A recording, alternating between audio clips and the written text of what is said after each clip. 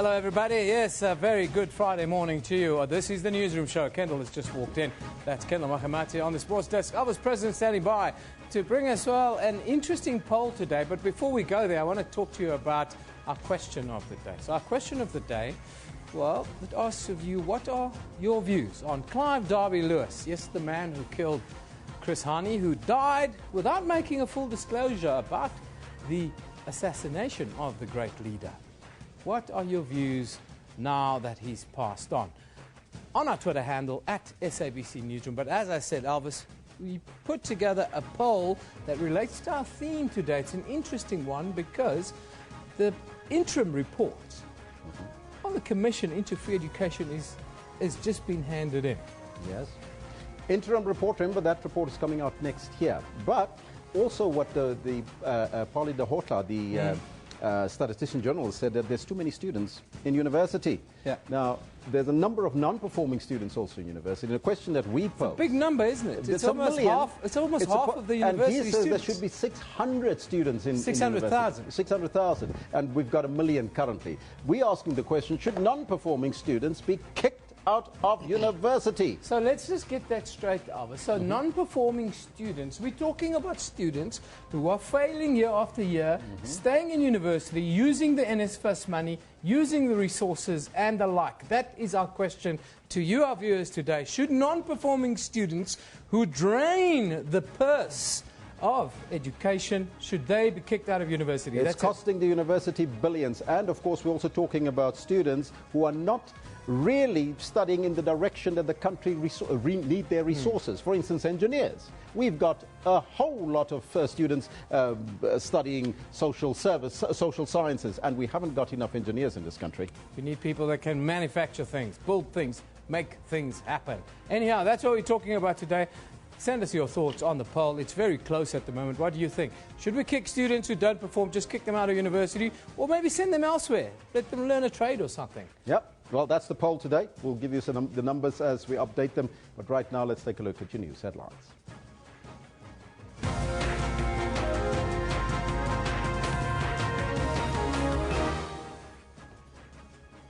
National Prosecuting Head Sean Abrams is expected to appear before Parliament's Justice Committee on recent developments in the NPA.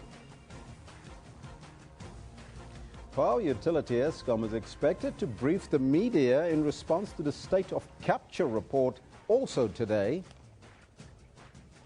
And the Department of Justice and Correctional Services will challenge a court ruling on the legality of euthanasia or assisted suicide in the Supreme Court of Appeal in Bloemfontein today. It's a very busy news day, and of course we'll also probably go to the Deputy Minister who's in Limpopo. He will be chatting shortly, and we probably cross there live, as well as another crossing that we have in mind, but we'll keep you updated of that. First, let's find out from Kendall Makamate what's happening on the cricket pitch, not so much the sporting world. You're getting the cat out of the bag, Elvis. You know what, Eben and I have been monitoring exactly what's been going on, and I'm sure you know as well. Yeah. What a day. What a day. Fantastic. So nice to see the Proteas have struck back, giving the Aussies a bloody nose there in Perth today. I think they bowled them out for about the same score, so it's game on. Should be a great watch from here on in. Yeah, just 2 runs they've got on us, and you know what, everybody was saying it's a lost cause, but you know what, let's bring our viewers into this. Good morning to you. This is what we've got for you in the sports today. There's an edge and a catch. They've got him on 97. After a tough first day at the Waka and the loss of fast bowler Dale Steyn, South Africa fight back to bowl Australia all out for 244. Beauty. What a delivery that is. That's come back superbly. Rabana's now pumped up. And the race for the ATP World #1 spot heats up as both Novak Djokovic and Andy Murray book their places in the quarterfinals of the Paris Masters. Jeu, 7 match, Murray. Du manche à 0. 6-3, 6-0. And SuperSport United coach Stuart Baxter throws shade on the Soweto derby ahead of the match against Mamelodi Sundowns in the Telkom knockout quarterfinals. The Swansea derby should be about, I think, that we're proud of the fact that it's not overhyped and that the players go out and try and play, and that it's usually a more entertaining game without being disparaging to the Soweto derby.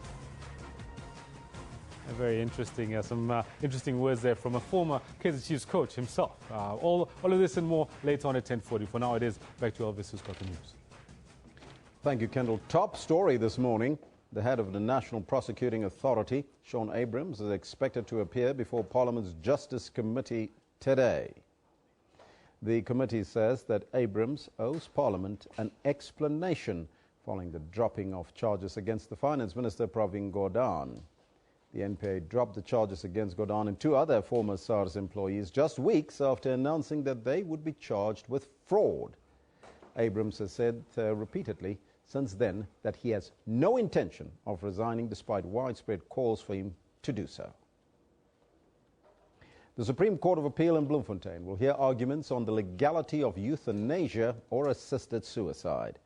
The Minister of Justice is appealing a North Gauteng High Court ruling.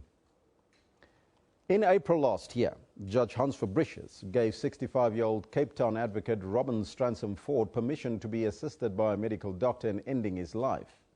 Now, he died before the landmark ruling.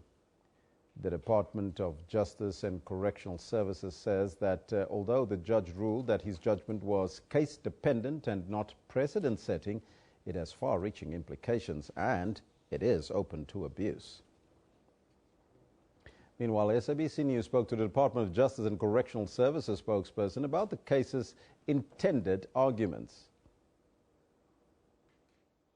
The Minister of Justice and Correctional Services, together with the other appellants, have a difficulty with accepting the judgment, which is a precedent setting of the North Gauteng High Court, in the sense that it allows a medical doctor to end the life of a patient.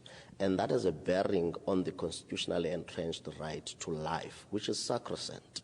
And the bearing on the right of or powers of the National Director of Public Prosecutions to prosecute those that would have been charged or convicted or charged, yes, of ending the life of a person. Because remember, that is a criminal offense in our criminal law. And as such, those powers have been taken away because the judge ordered that those medical practitioner or that medical practitioner would be absolved from prosecution. And from an ethical point of view, the Health Professions Council of South Africa has an issue with the fact that the oath of office that a doctor takes is to preserve and save life, not to end life. So the judgment in itself has a bearing on the Constitution and the rights that are enshrined therein. And therefore, a higher court with 5 judges must make a pronouncement on such an important matter, which has far-reaching implications. And the problem that we also have is that in as much as the judge said it's case-dependent, it has since opened an uncontrolled free-flow window where other applicants or other patients would use this judgment as a precedent to make other applications. And therefore, in as much as you confine it to one case, but the implications are far-reaching.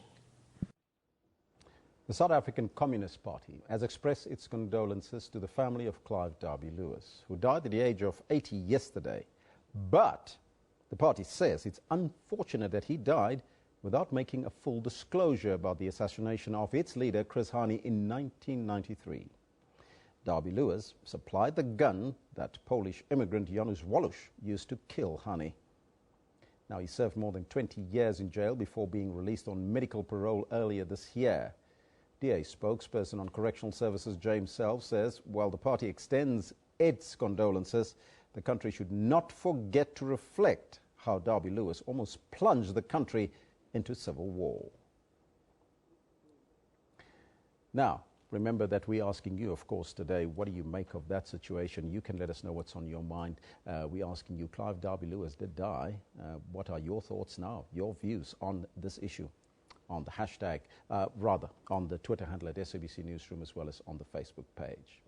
Let's continue now. The South Gauteng High Court has dismissed an application by over 3,000 Vitz University students to have the exams postponed. Examinations began yesterday under heavy police guard.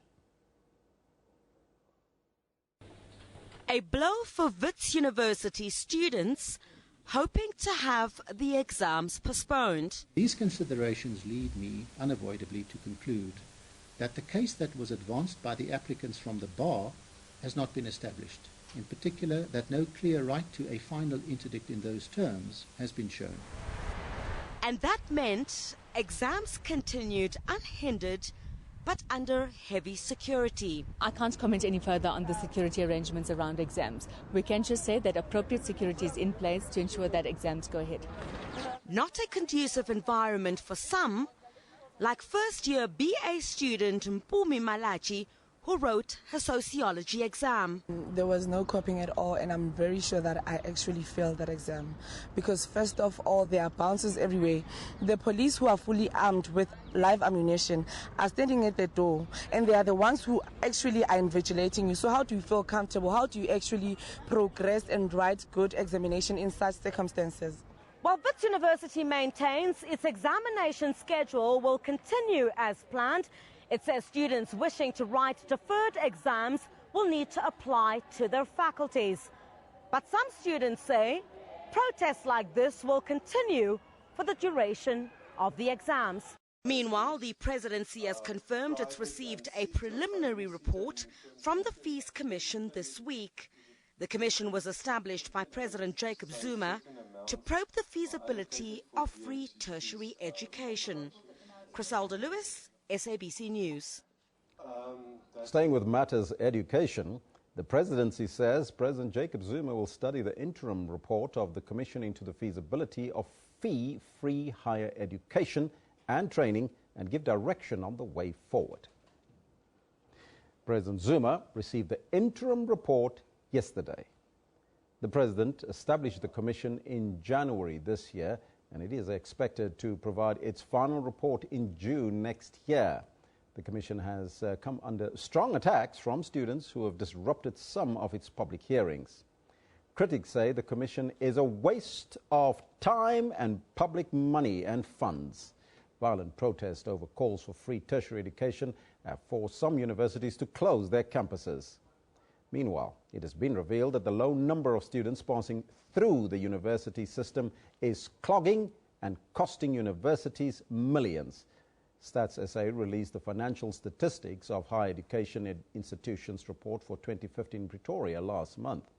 Now today on Newsroom, we focus on the Statistician General, Dr. Padi Lahotla, whose statement that the universities serve almost 1 million students today.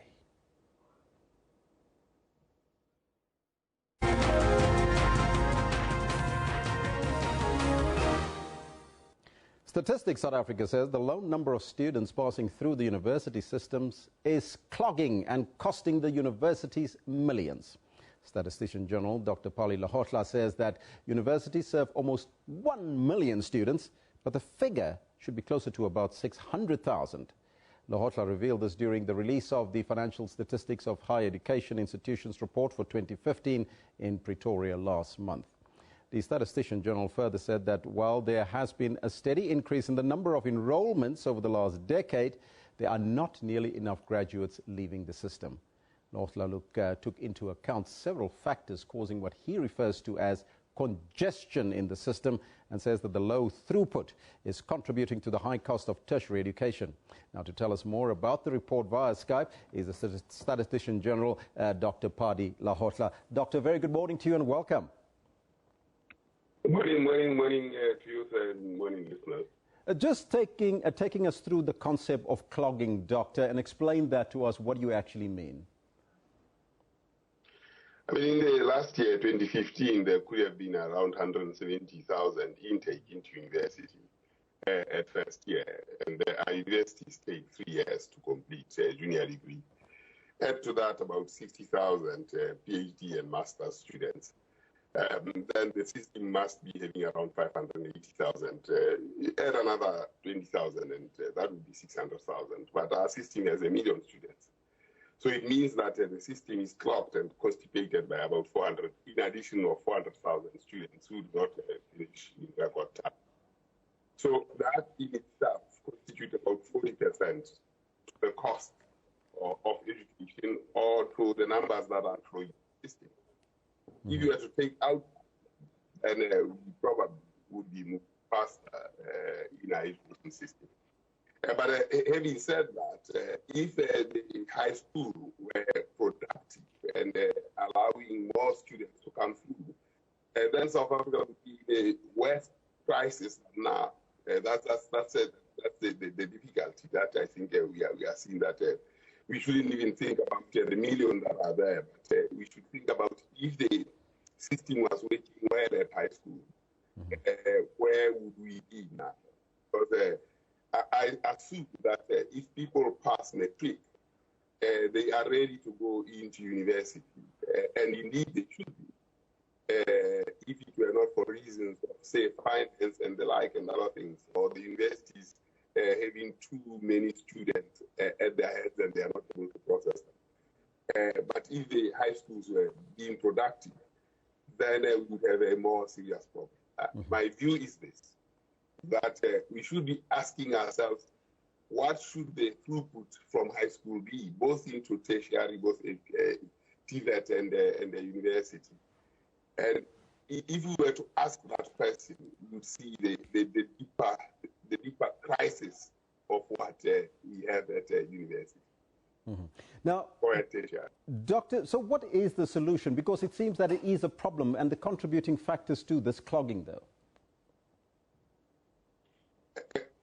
Come again, I couldn't hear you, sir. What are the contributing factors to this clogging, Professor and Doctor, and what is the solution to all of this? Well, I don't know what the solution is, but I can talk to the contributing factors, and I could look at the context in which students complete matric and go to university. I mean, our systems are very opaque. That is, students, when they complete matric, they probably access multiple finances. Yes. One gets money for food, the other one gets money for education, or rather accommodation. So if the students don't get a package, and you know these are 17, 18-year-olds or 20-year-olds from different backgrounds, and if we don't take that into account, that they have to be couched and given the totality of what they need to study so that they don't have to fend for themselves. Of course, we say, well, students may work in restaurants, which is quite nice, but that must be volitional. It shouldn't be a must, because students must go and study and nothing else. But if we put barriers in front of them, such as money for accommodation, for instance, State SA sponsors a few of them who come desperate, that I've got money for tuition, but I don't have money for accommodation and the food. A few of them come and we do support them. But that's a small percentage. We're talking with Premier Makashule in the Free State. And when we are presenting the clock system across the country, he said, I have 9,000 students and they are not failing. I said, yes, exactly, Premier. You know what works. There are others that you are not supporting. But if you give them total support, they'll succeed. So you know what works. So what is then the total cost now to the universities because of this clogging, Doctor? Pardon? What is the total cost to the universities because of this congestion that we see in the system? I mean, what we know is that the universities have 63 billion in revenue, and it consists of school fees, it consists of subsidies, and it consists of its own revenue that they raise. And that revenue is not enough to cater for all students. We know that if the number of students that are expected at university is 600,000, and there are 400,000 there that are in addition to the 600,000, that's 40% of the total bill that universities should be carrying. And that means it costs the taxpayer, or the taxpayer has a deficit in that system of 40% of the billions that are required. Of course, we have a shortfall of a totally funded university program would cost in the region, I understand, of about 80 to 100 billion rands. And that's the shortfall from the 63 billion. That is the 63 billion base, and then there is a need for another 40 billion, 50 billion rands. It also seems, Doctor, that the congestion is largely due to non-performing students. So is that perhaps a question that the 40% or the 400,000 non-performing students should be kicked out of university? No. If the students pass matric, they must be able to progress through. I mean, it can't be that 40% of the students that pass matric cannot progress through. There must be other factors that stop them from going forward. I mean, if you look at the number of Indians and whites who go through university, they attend probably similar schools. I mean, the difference, once they are able to pass that matric, they should be able to go through, whether they are white, black, or Indian, or colored. The fact of the matter is the majority of this, or the higher proportion of this, is black. And it is because they don't have the funds. I mean, we did the sums and looked at how many of these students who are at university are black in the region of 600,000 and plus. It's only 20,000 that are there. The majority are well below 600,000 rands mark. So in the 600,000 or in the million, only 20,000 have parents who are in the region of 600,000 and more. And that's only 20,000. It's a small number. Doctor, thank you so much for your time and joining us. No, thank you very much. That was Dr. Paddy Lahotla. He is the Statistician General, chatting to us about the number of students in universities.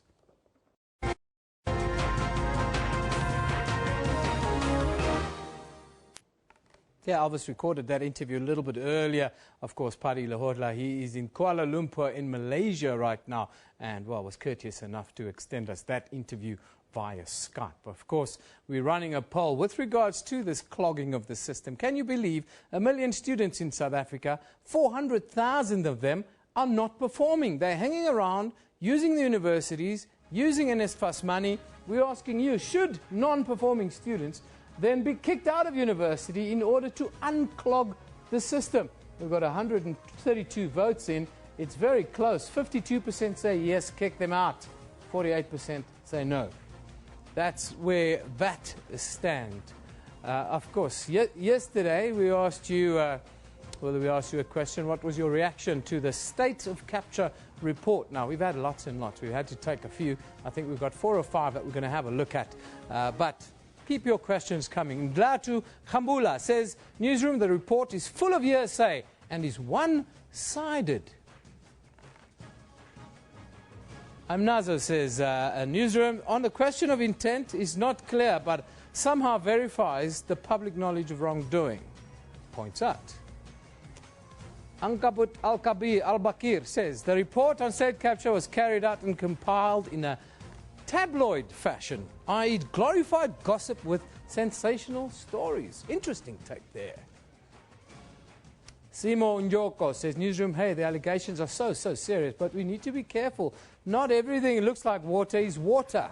State capture, yes. In the real world, you have to prove matters. Doc Moses Belani says, Newsroom, the report looks incomplete and I wonder why it didn't cover everything. Everyone does, Doc Moses. That's the question everyone's asking today.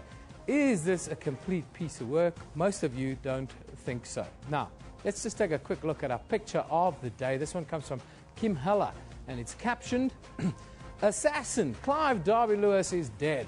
He killed one of our most dedicated leaders. We will never forget you, Chris Hani. Wonderful. Of course, our question of the day relates to that. Clive Derby-Lewis is dead. What is your reaction? How do you view this man? How do you view what he did? How do you view what he did to our country? Send us your tweets on this question of the day. This is our tweet of the day. It's a comment of the day. It comes from Mlungisi Ngumalo. And he says, students cited stress and a non-conducive environment to be able to prepare for exams. And then he puts in quotes, he says, but you made the environment. You created the environment at the Vitz SRC, he says. Talk about Vitz interdict and the like. Yes, you reap what you sow. That's how it is. Let's take a quick look at what's happening in the court here in South Africa. We'll start out in the Western Cape. We have a 36-year-old man from Retreat on the Cape Flats is expected to be sentenced in the High Court in the Western Cape today for the rape and murder of 16-year-old Michaela Adrianza. Then, here in Johannesburg, the Supreme Court of Appeal, no, it's not in Johannesburg, the Supreme Court of Appeal in Bloemfontein will today hear arguments on the legality of euthanasia or assisted suicide. Now, the Minister of Justice, Michael Masute, is appealing the ruling of the High Court in Pretoria, which gave the green light regarding assisted suicide. Keep you updated on that story. It's a very important one that is developing. Now, big news today, the head of the National Prosecuting Authority, Sean Abrahams, he's on the red carpet today, appearing before Parliament's Justice Committee. Now, the committee says Abrahams owes them an explanation following the dropping of charges against Finance Minister Pravin Gordhan. Let's go straight to the hearings to get the latest. A member of this portfolio committee, that would have been raised at the behest and without being coerced by an appointed civil servant. And he ought to be reprimanded for his disrespectful conduct and must never repeat such a mistake again in the future. That's the point I wanted to depart from. Honourable members, let's distinguish between in-house matters of the committee and public matters.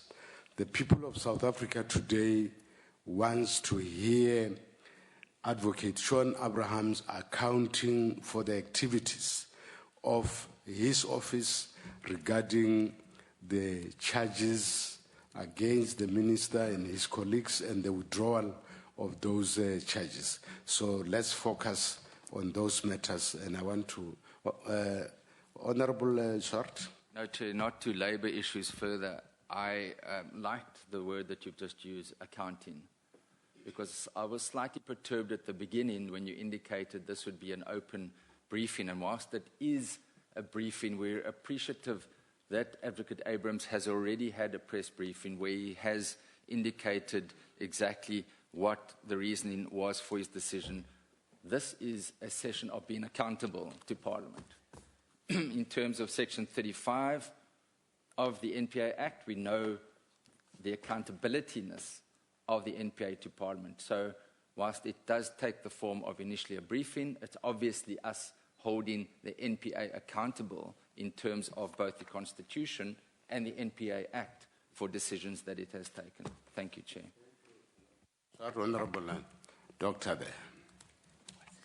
Thank you, Chairperson, and thank you for recognising me. I haven't seen you for long, and you are most welcome. Yes, no, Chairperson, I'm not a member of the committee, but in terms of the rules of Parliament, all members are welcome to attend, so thank you for recognising me. I agree with you that we should get on with the business if possible. I just think there's an important principle involved in terms of what happened with the letter. I think we should just get clarity on that, if you don't mind. The Honourable Breitenbach did not concede that her secretary wrongfully wrote a letter on behalf of Parliament. Members of Parliament are entitled to use parliamentary letterheads in their capacity as members of Parliament. If there was a letterhead that indicated Parliament Justice Committee and that was used, that would be something different. But members of Parliament are entitled to use letterheads, and I don't think anything was wrong in that sense. Thank you. Very much. Let me just say, Honourable Short, that I didn't see briefing as exclusive of accounting, because we don't want the Advocate Abrahams to account on the basis of newspaper reports. We want him to account on the basis what he can say on record in full view of the people of South Africa. So I don't differ with you, but the two are interlinked. The floor is open to you, Honourable.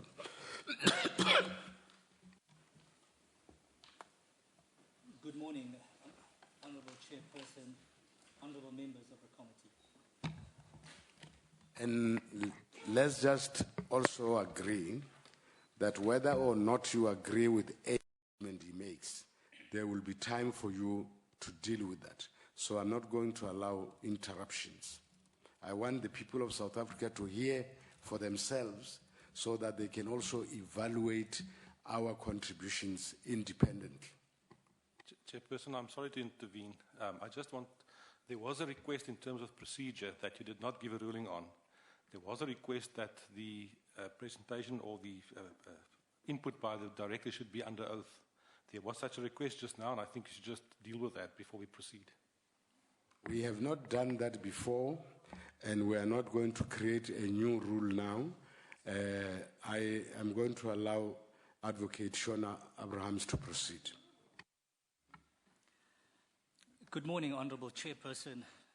Good morning, Honourable members of the committee, my colleagues from the National Prosecuting Authority, members of the media, ladies and gentlemen, the viewers at home, the listeners on radio. Chairperson, I would like to thank the Portfolio Committee for inviting the National Prosecuting Authority to specifically brief the committee on the withdrawal of the charges against Minister of Finance, Pravin Gordhan. Allow me the opportunity to first introduce my team. On my right is Dr. Silas Ramahiti, SC, who is a Deputy National Director of Public Prosecutions. Directly behind me is Advocate Toko Majakweni, who is an Acting Deputy National Director of Public Prosecutions, and she heads the National Prosecuting Services. Behind Dr. Ramahiti is my spokesperson, Advocate Levuyo Mfaku. Chairperson,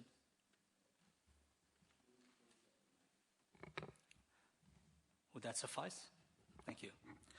Chairperson, we are honored to appear before this committee. Well, we were honored to appear here a few weeks ago on the 12th of October 2016 when we presented the NPA's annual report in terms of the provisions of Section 35, subsection 2A, read with Section 22, subsection 4G of the National Prosecuting Authority Act. We accept that today's invitation is in terms of the provision of Section 35, subsection 1 of the NPA Act, which provides that the prosecuting authority shall be accountable to Parliament in respect of its powers, its functions and duties under the NPA Act, including decisions regarding the institution of prosecutions. When we previously appeared before this committee, we briefed the committee on the decision of the Acting Special Director of Public Prosecutions and the head of the Priority Crimes Litigation Unit, taken in consultation with the Director of Public Prosecutions of North Gauteng to prosecute Mr. Opa Magashula, Mr. Ivan Pillay, and Minister Pravin Gordhan on inter alia fraud-related charges. Chairperson, I'd like to briefly just deal with the initial charges or the decision in respect of to prosecute the persons in question. I was briefed by the Acting Special Director together with the Director of Public Prosecutions of North Gauteng in respect of the decision to prosecute, which decision was taken in consultation in terms of Section 24, subsection 3 of the NPA Act. I was satisfied on the merits that a case had been made out on paper as per the briefing. I was further briefed on public interest considerations as a direct result of the profile of the individuals concerned, along with the fragile state of our economy, and that such a decision would appear on the face of it political as a direct result of the political climate we currently find ourselves in and had been in a few weeks ago. In this regard, Section 22, subsection 4F, requires the National Director to bring the United Nations guidelines on the role of prosecutors to the attention of the Directors of Public Prosecutions, Special Directors and Prosecutors, and to promote their respect for and compliance with the principles contained therein within the framework of our own national and domestic legislation. Chairperson, these guidelines make reference to the Universal Declaration of Human Rights, which enshrines the principles of equality before the law, the presumption of innocence, and the right to a fair and public hearing by an independent and impartial tribunal. This is further enshrined in Section 9, subsection 1 of our Constitution, which provides that everyone is equal before the law and has the right to equal protection and equal benefit of the law. The UN guidelines on the role of prosecutors require prosecutors to carry out their functions impartially and avoid all political, social, religious, racial, cultural, or any other kind of discrimination. The impact of this decision, not just on the parties concerned, but also the broader public interest in the matter, was certainly given serious consideration. The officials concerned advised that this was by no means an easy decision to be made, and due regard had to be given to the effect of the decision. As with all matters where public interest considerations are applicable, a careful balancing of all considerations were made. I am mindful, as are all prosecutors in the country, that consideration of public interest and public sentiment around our decisions must be carefully considered, but similarly that these factors cannot dictate whether we prosecute or not. We must abide by the rule of law and ensure that our decisions are sound and legally sustainable. Chairperson, we are in fact enjoined by the international standards that we as a prosecuting authority and country subscribe to, such as in the Convention Against Foreign Bribery, to ensure that our independence is reinforced in the considerations of economic and political considerations, as well as the stature of either private or legal entities do not influence the decisions we make. Being mindful of all this and the institution's constitutional imperatives and the duty to act without fear, without favor, or without prejudice, I was satisfied with the briefing that there was a prima facie case based on the evidence in the matter, and that to decide not to proceed because of the impact of the decision would erode the rule of law and the institution's duty to act without fear, without favor or prejudice. Chairperson, in terms of Section 179, subsection 6 of the Constitution, the Minister of Justice and Correctional Services must exercise final responsibility over the National Prosecuting Authority. This is further confirmed by Section 33, subsection 1 of the NPA Act, which obligates the Minister of Justice and Correctional Services to exercise such final responsibility over this all-important institution. In recognition thereof, and in compliance with the provisions of Section 33, subsection 2 of the NPA Act, I subsequently briefed the Minister of Justice and Correctional Services of the decision taken by the Special Director in consultation with the Director of Public Prosecutions on or about 4 October 2016.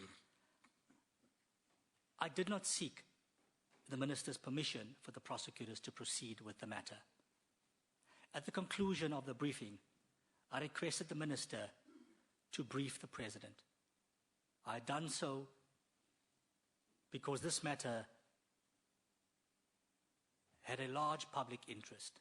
I further did so because this matter related to a sitting cabinet minister.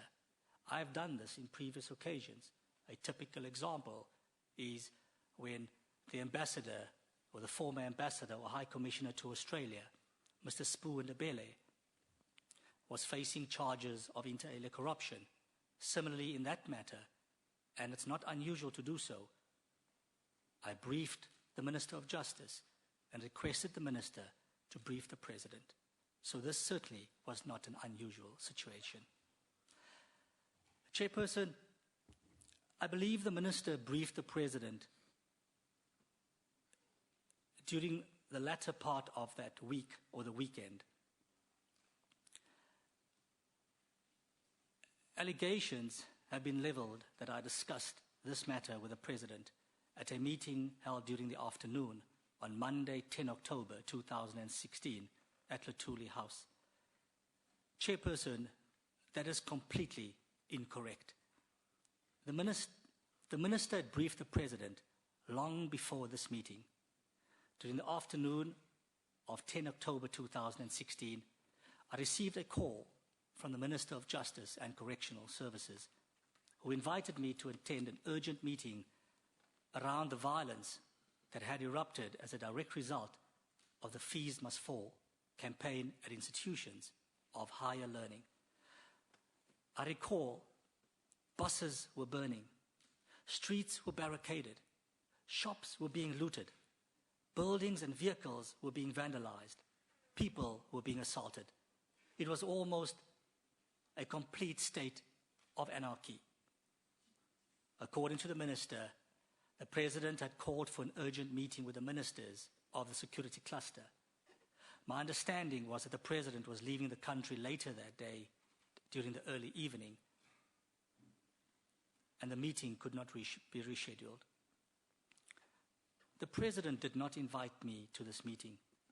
The president was not even aware that I would be in attendance at this meeting until I arrived at the meeting. The Minister of State Security was deputizing as the Minister of Police. He was present in this meeting. The Minister of Social Development was deputizing for the Minister of Defense and Military Veterans. She was present in this meeting. The Minister of Justice was present in this meeting, and he was of the view that I could contribute much more than he could at this meeting and requested my attendance. Chairperson, I can still recall having to first cancel a dentist appointment that very afternoon at extremely short notice before confirming my availability to attend this meeting. The issue of the charges against Minister Pravin Gordhan was not discussed at this meeting at all. The only issue that was discussed was the issue around the violence that had erupted at the institutions of higher learning as a direct result of the Fees Must Fall campaign. Chairperson, I would verily like to believe that my attendance at the meeting did not compromise my independence nor my integrity. Instead, my attendance at the meeting should be viewed in the prevailing circumstances of the day and that it was necessary. The National Director should be able to meet with anyone regarding any issues associated with his responsibilities or related to state security and still be able to act independently, objectively, and impartially, and without fear, without favor, and without prejudice.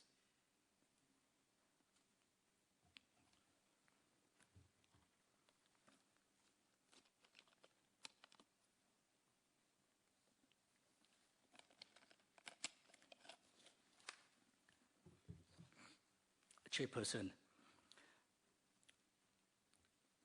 I'd like to briefly speak about the media briefing of 11 October 2016, when I announced the decision that Minister Gordhan would be prosecuted. The speculation around the investigation into the rogue unit, the arrest and prosecution of Minister Gordhan had been well publicized since 2015, occasionally escalating in momentum, especially the alleged political motives for such an investigation, arrest, and prosecution. We called a media briefing to take the country into our confidence, to dispel any notion of political and or any other perceived interference. As head of the institution, Chairperson, I deemed it appropriate for me to announce that decision.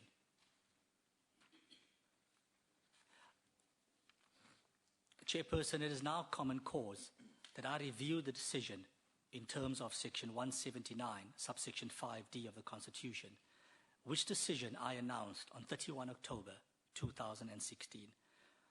I want to return to 11 October 2016. On that day, when I announced the decision of the Acting Special Director of Public Prosecutions and the head of the Priority Crimes Litigation Unit, made in consultation with the Director of Public Prosecutions North Gauteng, that Mr. Pillay, Mr. Magashula, and Minister Gordhan must be prosecuted and arraigned on various charges, I alluded to the provisions of Section 179, subsection 5D of the Constitution, which empowers me as the National Director to review a decision to prosecute or not to prosecute, after having consulted the relevant director and after having taken representations within a period as specified by me from the accused persons, the complainant, and any other person or party whom I consider relevant. When I made the announcement, I did extend an invitation to Mr. Magashula, Mr. Pillay, and Minister Godhan to make representations to me as the National Director. This is clearly in line with the provisions of Section 179, subsection 5D of the Constitution, read with Section 22, subsection 2C of the National Prosecuting Authority Act, to review a decision to prosecute and to decide whether to continue or discontinue a prosecution. Chairperson, the receipt of representations and requests to review decisions is very much a daily occurrence.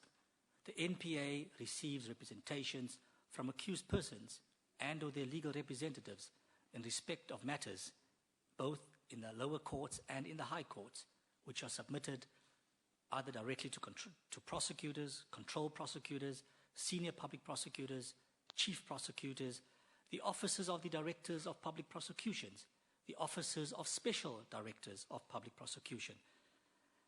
This serves as checks and balances in a criminal justice system, and so too does my constitutionally enshrined powers to review.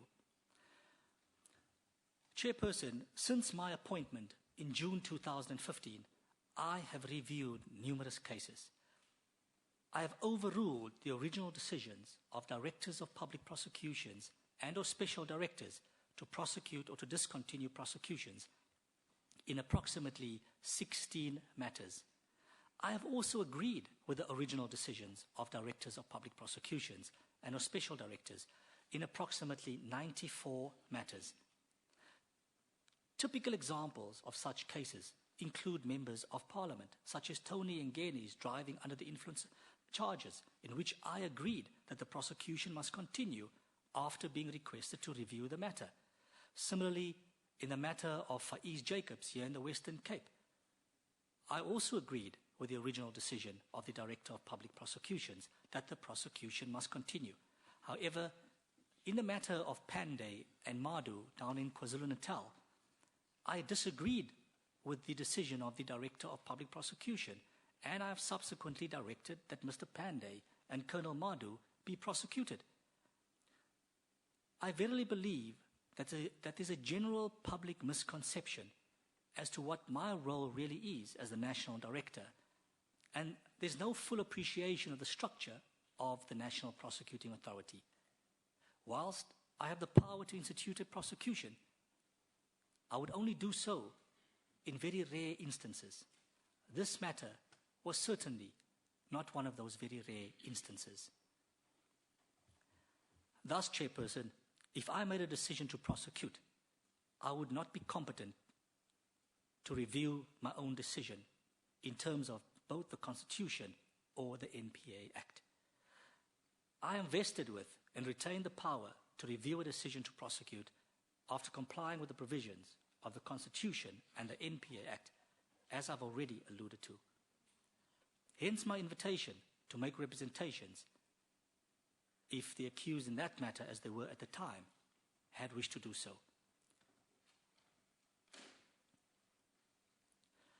Chairperson, Section 179, subsection 5C of the Constitution, as replicated in Section 22, subsection 2B of the National Prosecuting Authority Act, empowers the National Director to only intervene in the prosecution process when policy directives are not complied with. In respect of this particular matter, there were no policy directives that, or the policy directives were complied with. It was not a situation of policy directives not having been complied with, or at the very least, that none was brought to my attention. I have always been mindful, and I remain mindful, of the constitutionally entrenched rights that everyone is equal before the law and everyone has a right to equal protection and equal benefit of the law. Person, on Friday, 14 October 2016, Freedom Under Law and the Helen Suzman Foundation, through their lawyers, submitted a communication to me in which they requested me to withdraw the charges against Minister Godhan unconditionally on or before a specified date, failing which they would exercise their right to seek urgent recourse to review and set aside the decision to prosecute Minister Godhan. The following Monday, 17 October, and the Tuesday, 18 October, both Mr. Magashula and Mr. Pillay requested me to review the decision to prosecute them by way of representations to me in terms of the provisions of Section 179, subsection 5D of the Constitution through their legal representatives. I can assure the public, and I can assure this committee chairperson, that Mr. Pillay and Mr. Magashula were accorded a very fair and a very dignified hearing whilst making their representations. They did so both verbally and in writing.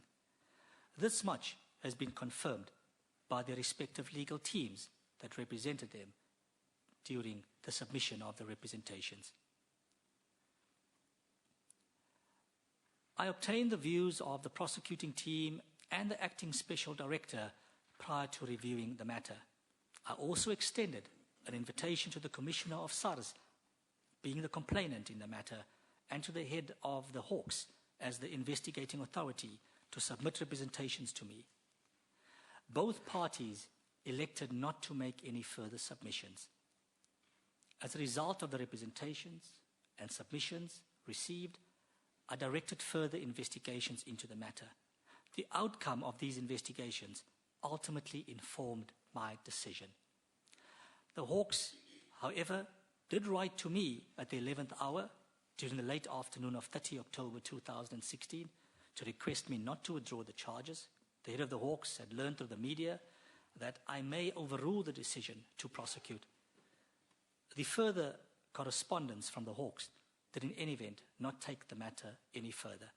Nevertheless, Chairperson, the horse had bolted at the time, as I had made my final decision earlier that afternoon prior to receiving the further communication from the Hawks.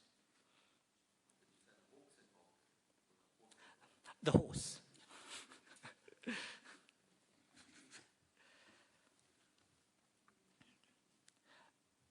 Chairperson, after due consideration of the matter, I decided to overrule the decision to prosecute Mr. Magashula, Mr. Pillay, and Minister Pravin Godhan on the charges listed in the summonses and directed that the summonses be withdrawn with immediate effect. As a result of this, there was thus no longer any need for the aforementioned persons to appear in court in respect of the charges that had previously been preferred against them.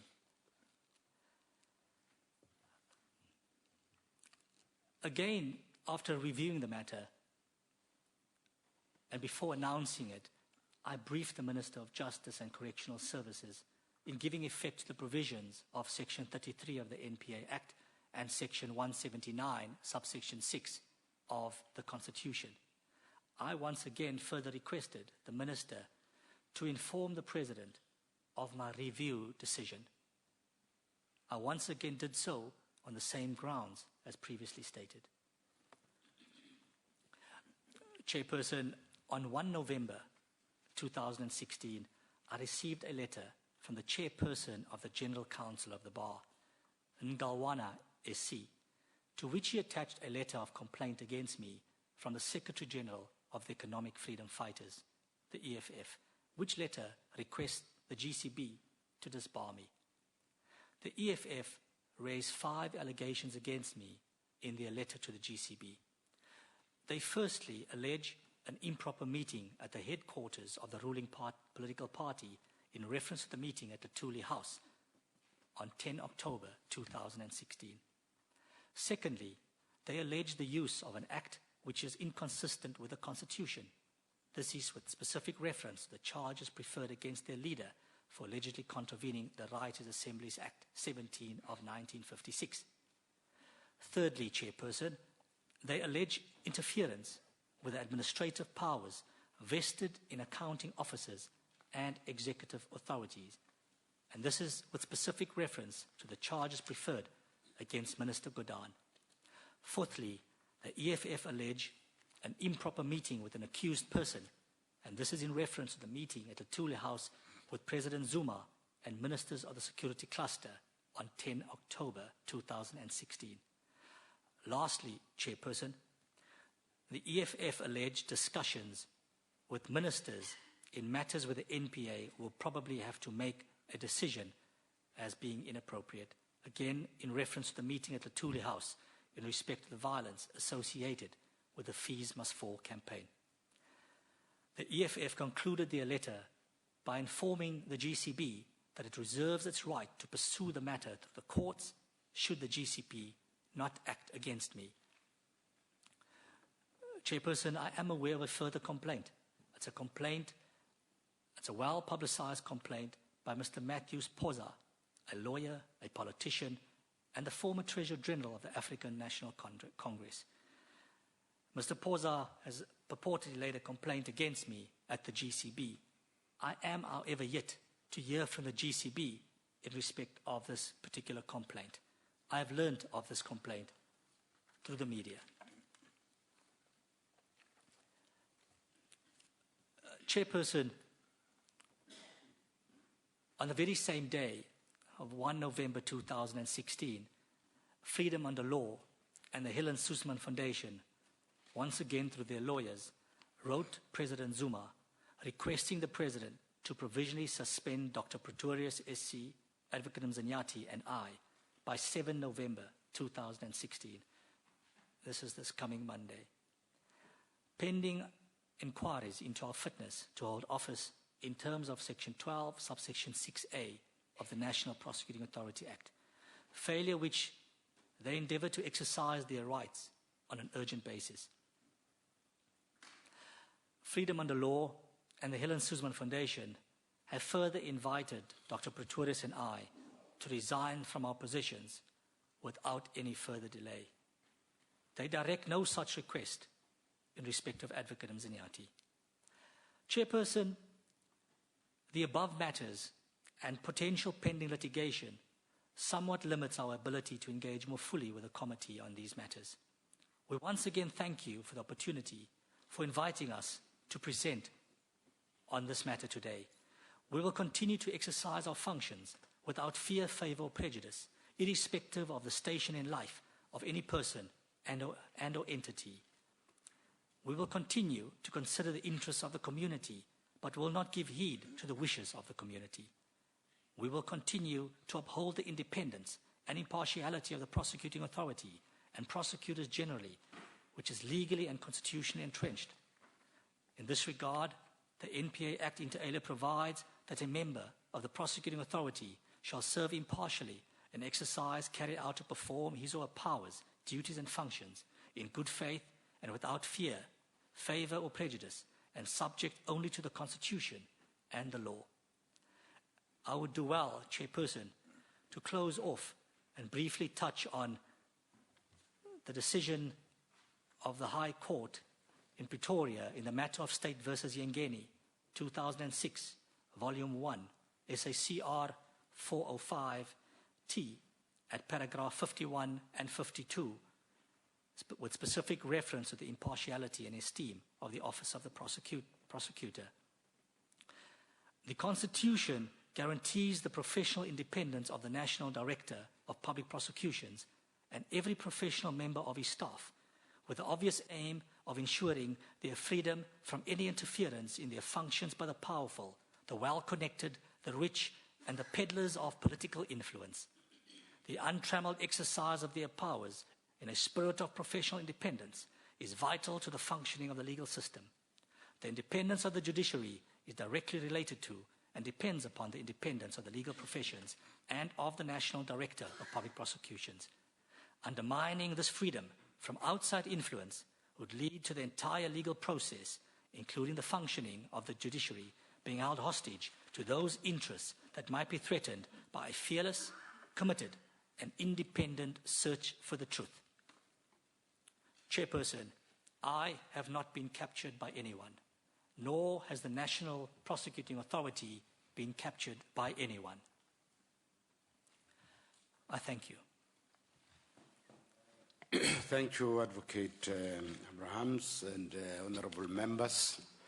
You have heard for yourself, and the floor is open. Let me first take the names. Honorable Breitenbach, Honorable Horn, Honorable Swart, Honorable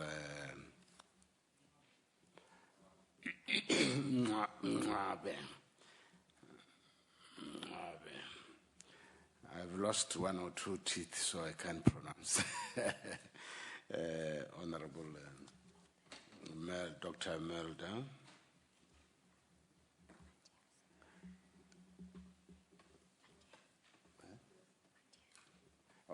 Honorable Matthias. Honorable Mutapo. Honorable Bongo. Honorable Majake. In that order, let's hear Honorable Breitenbach. Thank you. Mr. Abrams, I see on the delegation list that you had Advocate Pretorius and Advocate Mzanyati on your list. Where are they? If you could answer that now, please. They're not here. I can see that. Why not? We didn't think it's necessary for them to be here.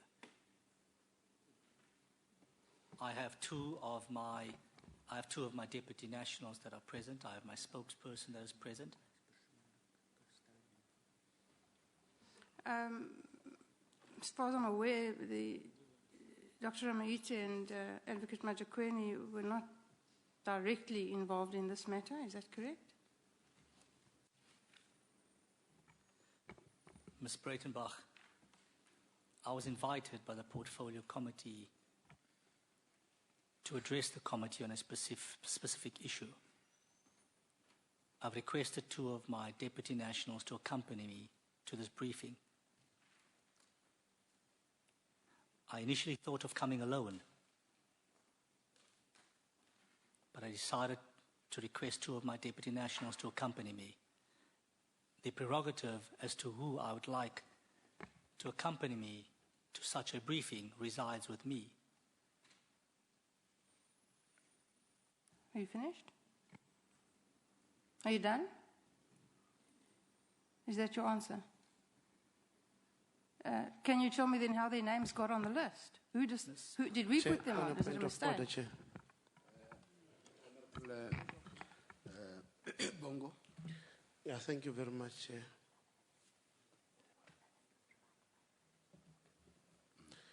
I'm just rising on a point of order. I think it is not ordered that Honorable Breitenbach will get into a dialogue way of asking questions with the advocate.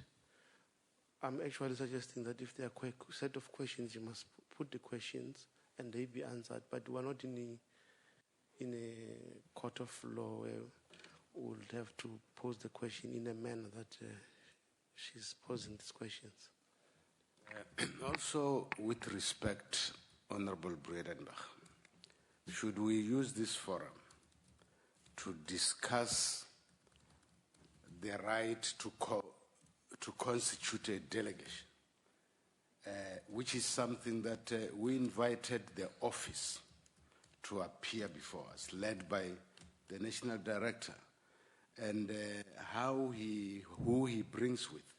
It's not the detail that Parliament should be interested in, but there are key questions that he has to answer. So we are interested in the answers to these key questions, not in who he brought, who he didn't bring. Thank you. I would like to know from whomsoever compiled the list of delegates how their names got onto that list and they're not here. It's a simple question and it's an answer that I would like. So the minister, Mr. Minister's office. The minister's office. So the minister thought they should be here. Chairperson. Interesting. I think what Honorable Bongo is actually saying is that let's actually adopt the usual manner in which the questions are asked in the Portfolio Committee. We ask questions, all of us, and then we then allow the presenter to respond to those questions so that it doesn't appear like we are having a tribunal.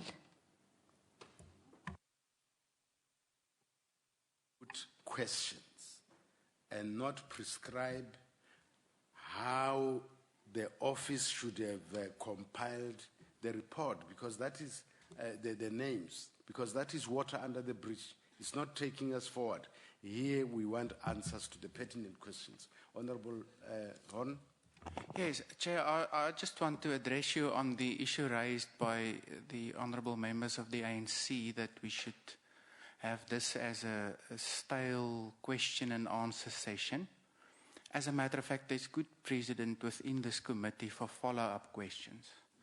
And I think as this is, as you have pointed out, a matter of grave importance to the public, and with due respect to the National Director, he has the habit of giving long-winded answers to questions, sometimes with the effect that he evades answering the question. And I think from the outset, we as a committee must decide that in such instances, the member asking the question should have the right in the ordinary course to probe the National Director with a follow-up question at least. Thank you. Follow-ups are allowed, but not question and answer section. That's what the objection is all about. Honorable Swart. Yeah, I think it's a serious deficiency and something we need to look at as committees, the way that we engage, because it's very difficult for the National Director to take 30, 40 questions or even 50 questions and then to go through each one. We should, and it's been my experience in previous terms of Parliament where we engage and each member gets 5 or 10 minutes to engage with the person appearing before them and asking questions and allowing those questions to be answered instead of having so many questions thrown at a person appearing before us. And then, so Chair, is it not possible that we are able to engage with a number of questions, getting the answers to those, and then we move on to the next person in the list to ask questions, so that we are also enabling the questions to be remembered correctly, because that is a problem that many people appearing before us have. Would you consider that, Chair? That's no problem, Honorable Swart. What we are saying is that we must not go back and say this is how the list should have been compiled, because it is compiled as it is before us, and we can use public time to discuss compilation of lists. But otherwise, your suggestion is acceptable. Honorable Breitenbach, can we then stick to the rules and put the questions? I'd love it, Mr. Chair, if you would stick to the rules. Well, Mr. Abrams, then I'd like to know from you, when you do get around to answering, why you thought that Dr. Ramahiti and Advocate Majakweni could be more helpful than Advocate Pretorius and Advocate Mznyati.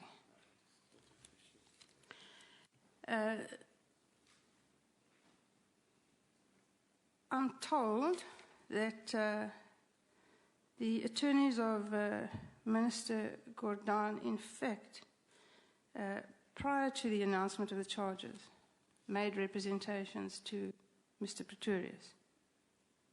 Were you aware of this? Is it so? I'm told that they got no reply to that request, and 2 days later, at your now infamous press conference, the charges were announced.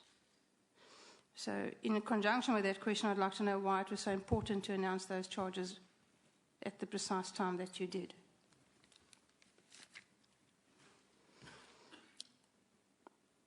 I would also like to know if Mr. Mznyati, in fact, did concur with Mr. Pretorius regarding the institution of this particular prosecution. And if he did, was it in writing? And if it is in writing, are you prepared to produce that document?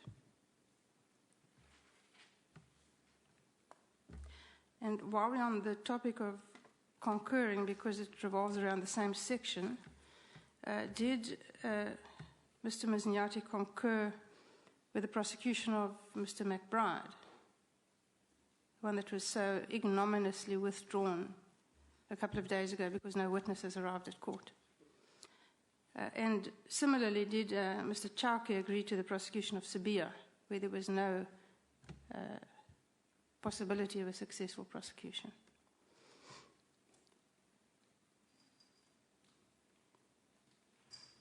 I'd also like to know if you have ever personally met with any members of the South African Police Force, or the Hawks in particular, and more particularly the investigating team in this particular matter against Minister Gordhan, Mr. Pillay and Mr. Magashula regarding this prosecution, and if you have, when and how often?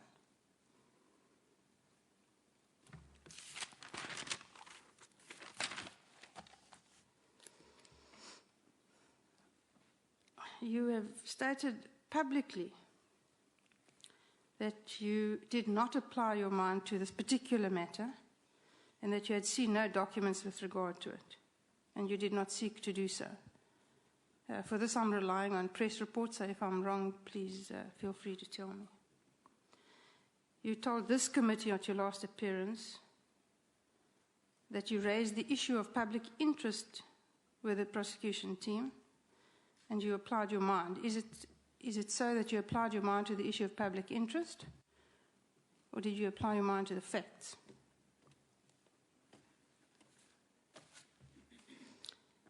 If you did not apply your mind to the facts, I would like to know why.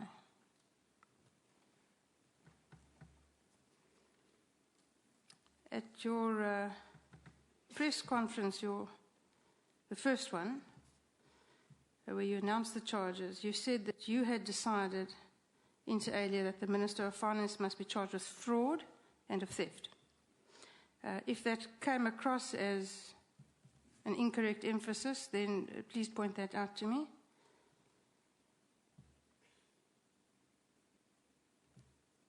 And if it is correct that you decided this, then would you explain why you thought that there was a case? If it's not correct, then why did you say it if you had not had any personal knowledge of the correctness of the facts? And how is it that the National Director of Public Prosecutions could make this a type of announcement in the full glare of the publicity that it engendered and that you knew it would engender? That was your intention, quite clearly, without ascertaining the correctness of the facts. And why is it that you only chose to review the matter after representations were made, when in a matter of this type of importance, one would have expected you to review the matter quite thoroughly before you made such a spectacular announcement?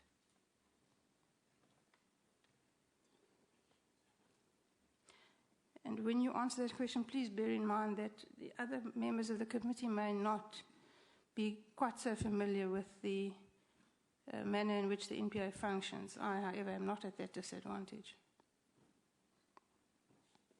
I would also like to know from you why you said in your press conference that you owe no one an apology.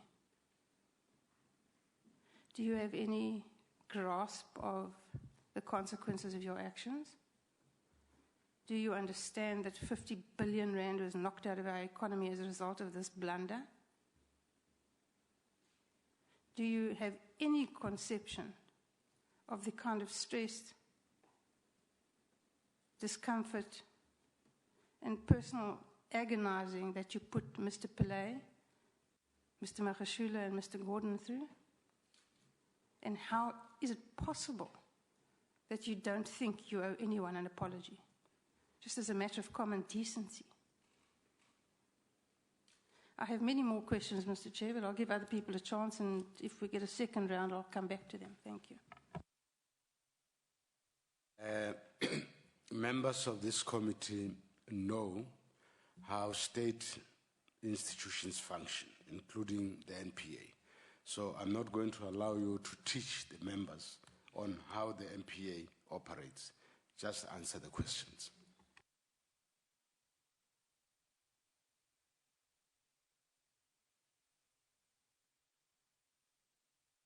Honorable Swart suggested that we must get answers immediately after the speaker to ensure that some questions are not lost. I'm going to accept his proposal.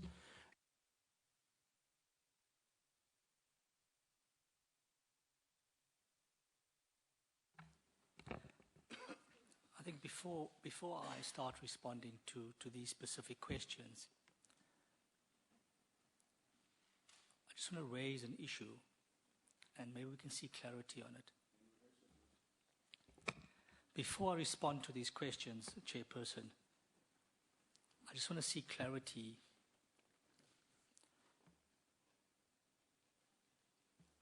It is quite clear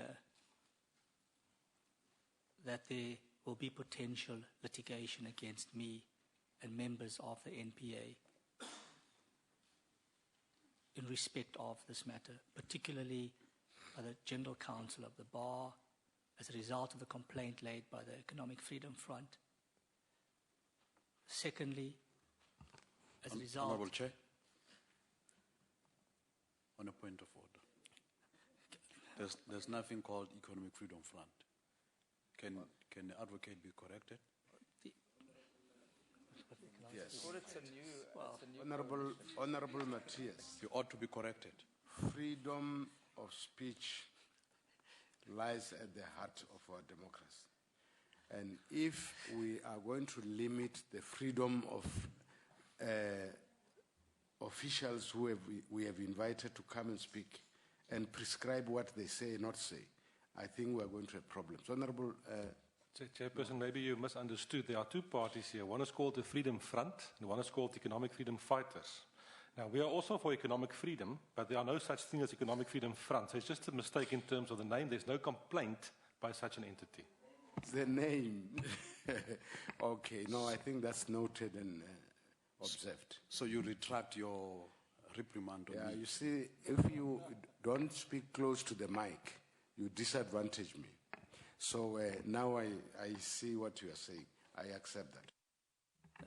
Thank you, Chairperson. It certainly was a slip of the tongue, and I certainly did not mean to offend any of the honourable members present nor the parties. Thank you so much. It was certainly a slip of the tongue, and I had no intention to offend any of the honourable members nor the associated political parties. Chairperson, to get back where I was, I'd like to just raise a brief concern. It is clear from the complaint laid with the General Counsel of the Bar, as well as the letter written by Freedom Under Law and the Helen Suzman Foundation to the President, that there will be litigation against myself and members of the institution, or potential litigation against myself and members of the NPA in respect of this particular matter. Now, I'm concerned insofar as my rights are concerned, insofar as responding to all these questions, and so too the rights of the individuals concerned, that is particularly Mr. Mzanyati and Mr. Pretorius. Advocate, you are also a lawyer. Answer the questions to the best of your ability with due regard to the implications that this may have in case there is litigation. So that's a... Yeah, thank you so much. Yeah, no, Chair, I think we need to give a more concise, clear, direct advice to the NDPP. The fact is that there is no way, and even though we did not name it, that he can rely in some way on the so-called sub judice rule. I think as a matter of course, we need to remind the NDPP of the old adage which says, the truth will set you free. So for now, nothing is off limits. There is no court case. And as long as the NDPP takes the committee into his confidence truthfully, there should be no adverse consequences in the case of any litigation. Why I said, as a lawyer, he should know that. So, but we can't sit in this committee and start making new rules on the approach We cannot do that. So proceed. Chair, the rules of Parliament do assist us where one is faced with a situation, and that is what was alluded to earlier, where one can be sworn in as a witness, and then you have full indemnity in terms of Rule 168. You have a full indemnity from any, what you would give before this House may not be used in any court or place outside of Parliament. We appreciate that Advocate Abrams is not here as a witness. So that is obviously, but that is the provision that is normally used where a person is concerned about what they might say in a committee that might be used at a later stage. So I think, Chair, that is a provision. Let's not make this meeting an academic meeting. We agree that there's room to follow up. If a question has not been fully answered, the member will have the right to follow up. So this is not a rules committee. It's a debating meeting. No, Chair, I'm sorry. I think you're misunderstanding. The concern of the advocate is that he might be incriminating himself or an issue that might come up in a civil matter at a later stage. And one has an appreciation of that, and that is why that specific rule was drafted. But let's allow I understood that very well. That's why I said when he answers, it must with due regard to the implications of his answers. Proceed. Thank you. I certainly didn't want to object to answering. I'd like to answer and take this committee into my confidence. I just wanted to see clarity around the issue, as I've done on previous occasions. Thank you, Chairperson. With regard to the first question from Ms. Breitenbach, with regards to why did I feel that Dr. Pretorius and Advocate Mzanyati not be present, I, of course, engaged with them, and I didn't think it was necessary for them to be here for purposes of this exercise. Thank you. I, of course, didn't think it was necessary for them to be here for purposes of this exercise.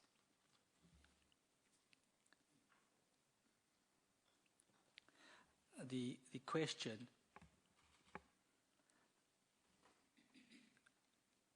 around why I deemed it necessary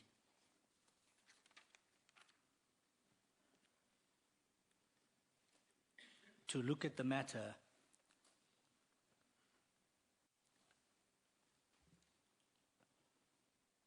after representations were made and before the initial decision was made.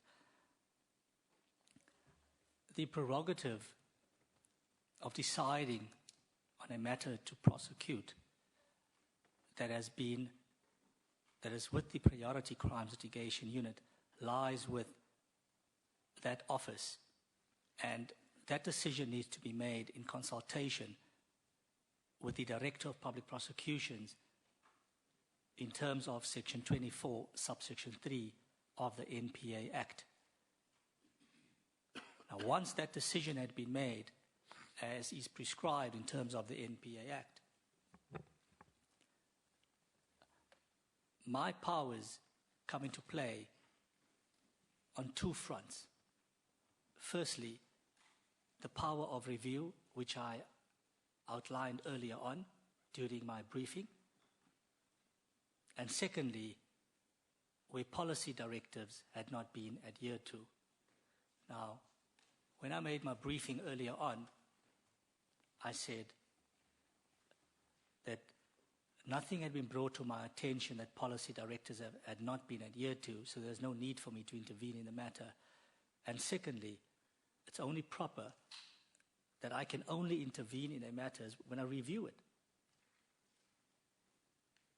I also spoke frankly about me having inherent powers to prosecute, original powers to prosecute, which I will only use when it's really necessary. And I didn't deem it necessary to utilize those powers in respect of this matter. I have every confidence in the special directors and directors of public prosecutions, who too have original powers to decide to prosecute or not.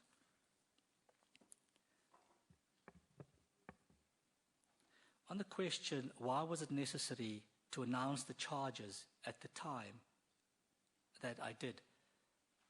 The investigation in that matter had been concluded. The summons had been issued.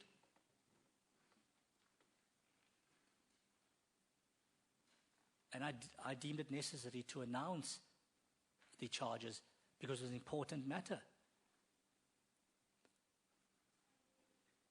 And of course, before it leaks out that a decision had been made by the Special Director in consultation with the Director of Public Prosecutions that Minister Godan, Mr. Magashule, Mr. Pillay must be prosecuted.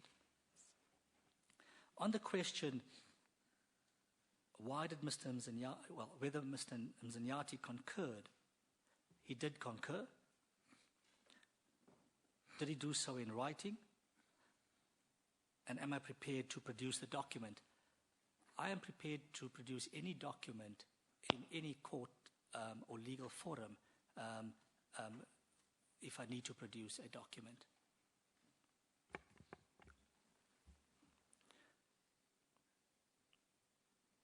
I'm not certain whether it was in writing, but I'm not certain whether it was in writing. Suffices that you are prepared to produce documents when requested. But today we cannot debate that. You just have to answer. Before the appropriate legal forum. That is my response. I'm prepared to produce documentation before the appropriate legal forum. Thank you. Just on this point, sorry, Chairperson, but in terms of the rules of Parliament, Parliament can also request such documents. Would the Director also give this to Parliament if Parliament requests this? Because the rules make provision for that. We agree with you, but the Director was not forewarned that in this meeting he will be requested to produce the documents. I understand. Yes, I understand that, Chairperson. I agree. But if Parliament would request that, would he be prepared to give those documents to Parliament as well? I agree. Thank you. Let me respond to that question, Chairperson. If Parliament requests any documents from me, I'll consider the written request from Parliament. We have closed the matter. So I agree with the Honourable Member. Proceed with your answers. Did Advocate Mzanyati concur in respect of the McBride decision? Yes, he did. Did Advocate Chauke agree with the Sabia decision? The decision in the Sabia matter emanates from Advocate Chauke's area of jurisdiction. So it comes from his office. So it's not a matter of whether he agreed or not.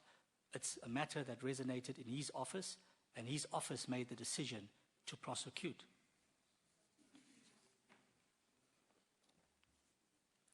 Did I meet with the investigating team? I did not meet with the investigating team. I don't meet with investigating officers.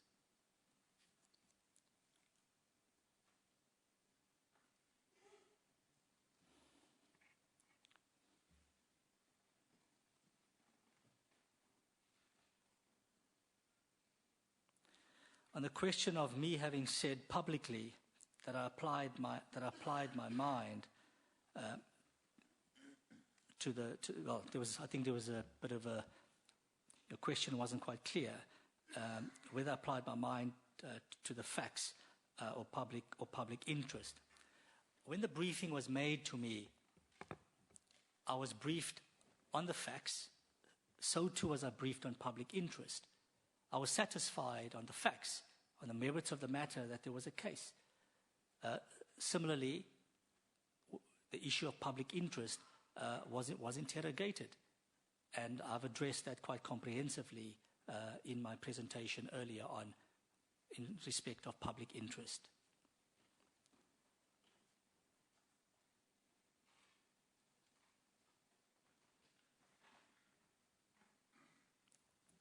There was a question from Ms. Breitenbach in respect of me announcing the decision. I announced the decision, but I did not take the decision to prosecute. But I did announce the decision. As head of the institution, I felt it necessary for me to announce the decision. This matter was well publicized. there was lots of public interest in respect of the matter. And that's why I announced it. Not because I announced it does that mean that I own the decision. I specifically said that this decision was made by the acting special director of public prosecutions and head of the PCLU in consultation with the director of public prosecutions in Pretoria. It's made in terms of Section 24, subsection 3 of the NPA Act.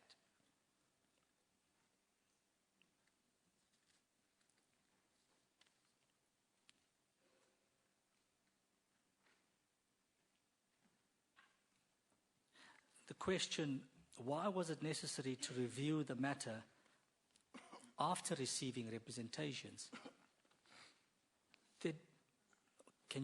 With your leave, Chairperson, may I ask Ms. Breitenbach just to clarify that question? Thank you. Sorry, there appears to be a misunderstanding. The question was, why did you only review the matter after receiving representations? In a matter of this kind of importance and of this magnitude, with the kind of consequences that we all knew it would have, why did you not feel it was necessary to interrogate the facts a whole lot more carefully before you made the announcement? Why did you allow that time lapse to happen that caused so much damage? Thank you so much. I was satisfied with the facts when I was initially briefed in respect of the matter. And I had every confidence, and I still have every confidence, in my deputy directors and special directors insofar as the execution of their responsibilities are concerned. That was the evidence that had been presented to them at the time.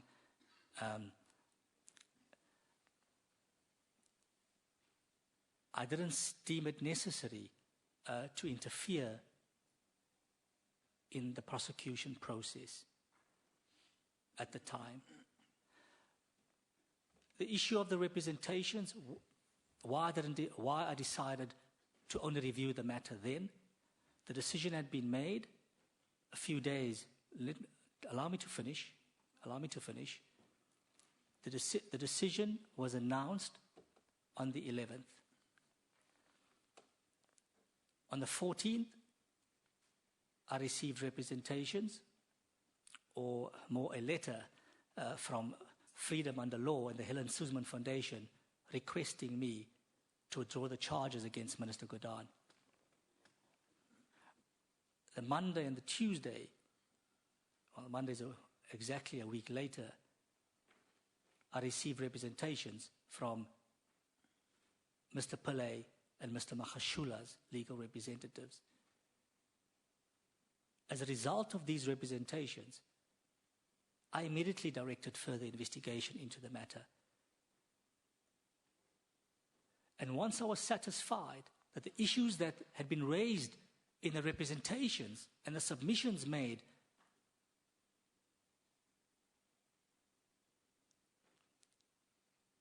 I then made a decision in respect of the matter, which decision I announced on the 31st.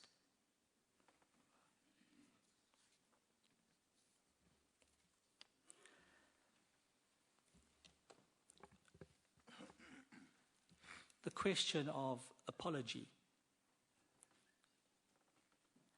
When we make decisions to prosecute, we are very mindful that decisions to prosecute affect people's lives, affect people's careers, affect their reputations,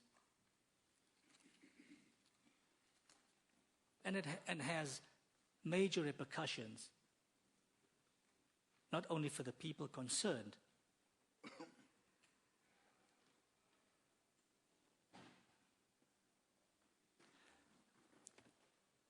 we certainly don't make decisions to prosecute for people to be affected adversely. So there certainly was no intention remotely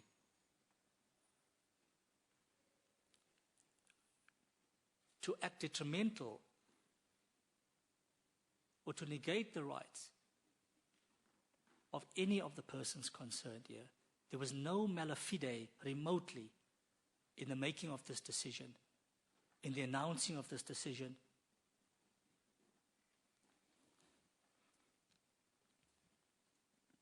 I was satisfied on the initial briefing made to me when the decision had been made to prosecute. I was satisfied there was a case.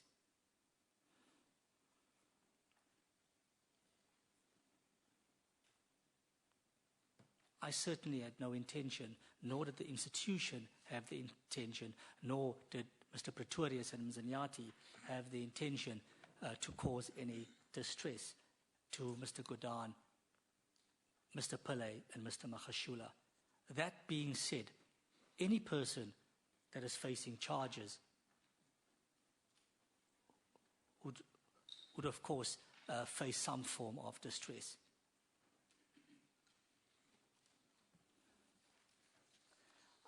I think I've answered all your questions. What I'm going to do is not to allow follow-ups until all other members have spoken. I will. Have you answered all the questions?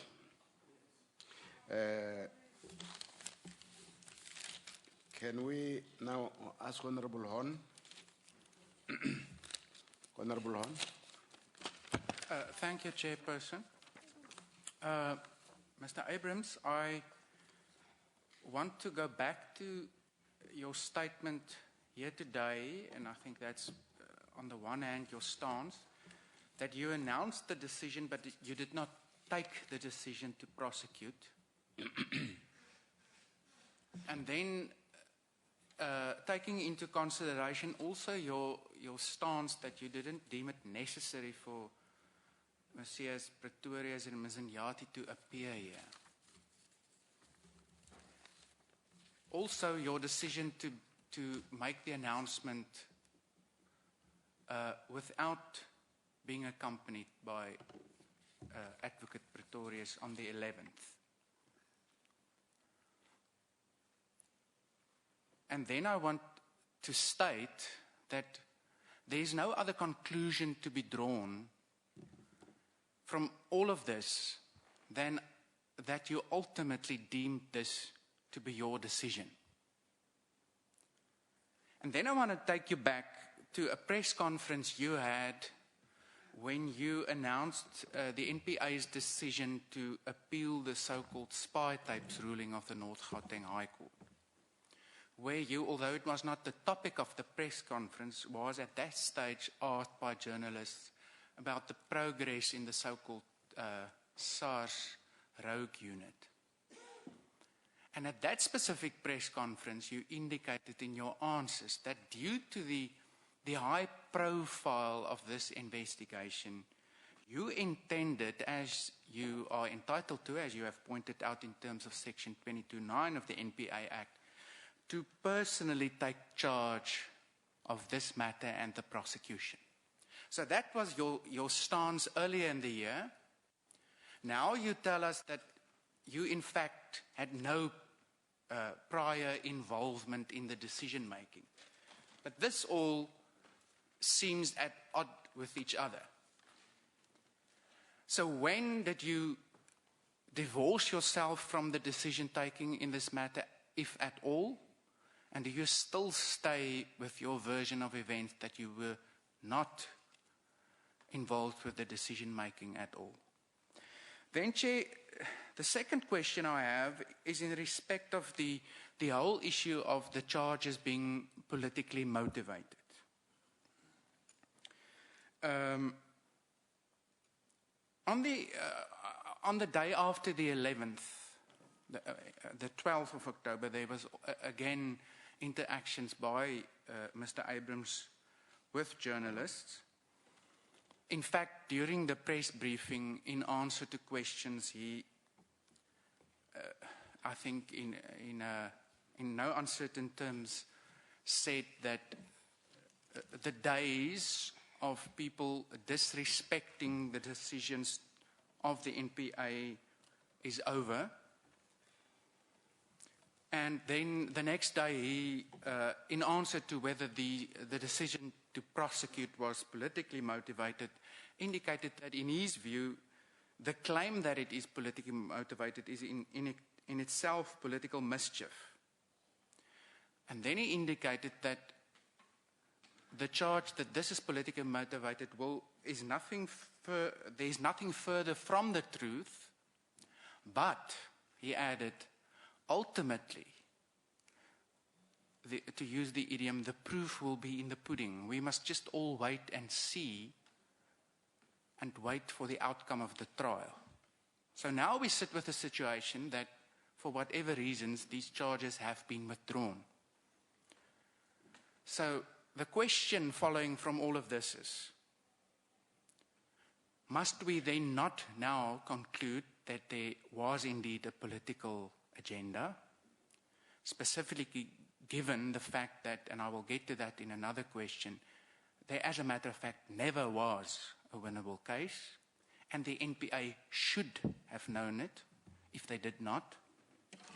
And furthermore, we get now to the issue of respect for the NPA and ultimately the National Director. Why must South Africa now not disrespect the decisions of the NPA? And does the National Director understand that through all of this and his statements, he, as a matter of fact, brought the institution into disrepute? Then, Chair, coming to the issue of the independence and the visit to Lutuli House, I want to make the statement, and the National Director can comment, that, in fact, his protestations that he must be able to meet with anyone at any place and still be able to perform his duties objectively and independently is wrong on a variety of levels. First of all, independence, even if guaranteed by the Constitution, is not assured in the eyes, in the perception of the public. And trust and confidence, which is vital elements also of the independence of an institution like the NPA, cannot be but eroded if the National Director chooses to visit the home of any political party. Let's forget it was the ANC. And if he maintains that this visit was not problematic for this very reason, my statement to which I would like an answer is that indeed then he does not have the sound judgment which forms part of being fit and proper to hold this office. The next question I have, Chair, is in respect of the issue of applying his mind to the public interest before announcing the decision to prefer these charges on the 11th of October. And once again, I want to state that, in fact, due consideration of the public interest would have enjoined Mr. Abrams with a duty to, on his own initiative, review this matter properly before going public with it. So it's all well and fine to say we gave due consideration to the public interest in this matter. But objectively speaking, it was not done. Specifically knowing now that he later ascertained that in fact there was no winnable case. Because we must remember, he did not come back and say there's still a prima facie case, but due to the consideration of public interest or the impact on the economy, due to the fact that it in all probability, still according to him, will be a much lesser charge than those to follow, I will not pursue this. No, that was not the case. Ultimately, he, at his second press conference, admitted that there was never a winnable case. Then, Chairperson, I want to also address the issue of the process of review. And I want to have comment on the statement made by Freedom Under Law that, as a matter of fact, Mr. Abrams also made himself guilty of misconduct after their letter of the 14th of October. In that, he did not at that stage review the matter with the information available to him. He, as a matter of fact, ordered additional investigations. He issued a subpoena to the Government Pensions Administrations Agency. And I want to hear from him whether he really feels that this was a proper course of action. To me, it would seem that he realized that he, the NPA, was in trouble in respect of these charges, but he still wanted to find a way to press ahead. And whether that then can be deemed performing his functions in an impartial manner.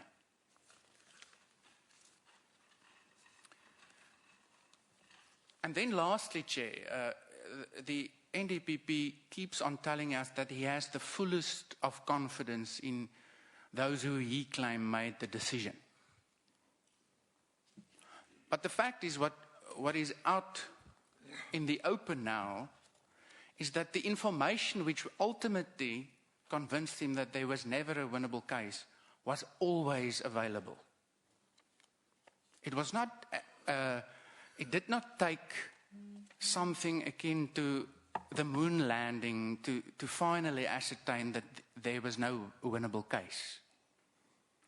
We had the shameful events where Mr. Flock Symington allegedly has even been held hostage to get by the Hawks to get their hands on vital documents in this regard, but most probably to conceal it.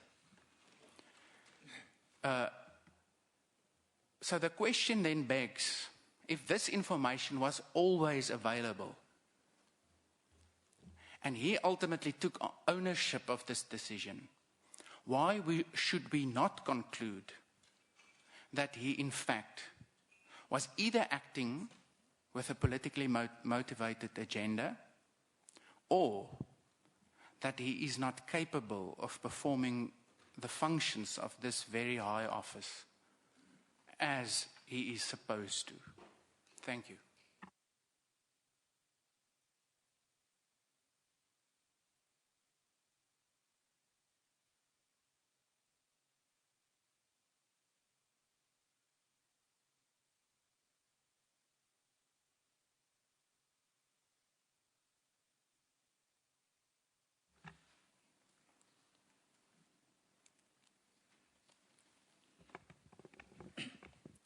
Thank you.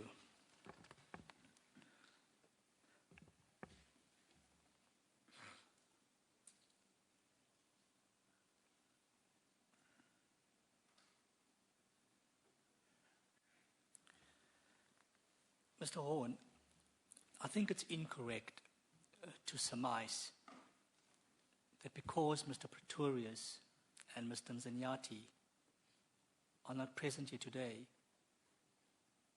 that I am the person that made the decision, and it's my decision. I'm here today for two reasons. One, because I'm the head of the institution who have been invited to appear before this committee today. Two, I'm the person who reviewed this matter. I made the final decision in respect of this matter. And I would believe that the mere fact that I had reviewed this matter, applied my mind to this matter judicially, that would instill confidence in the public and in this committee that there is no political motive in respect of this matter. There's not an iota of proof of political interference in this matter. The issue of political motive is much publicized in the media, and it's very much self-created.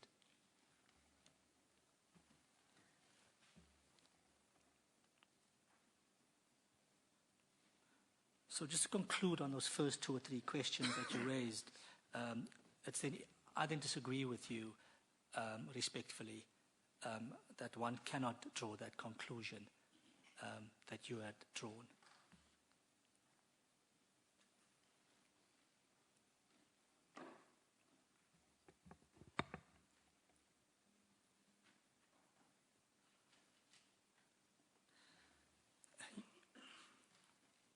You're quite correct when you say at a press briefing, and if memory serves me correct, it was in May, where I did announce that I would personally have a look at the matter and make a decision.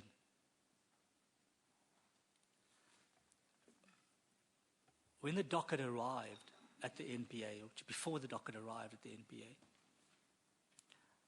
I discussed the matter with Dr. Pretorius.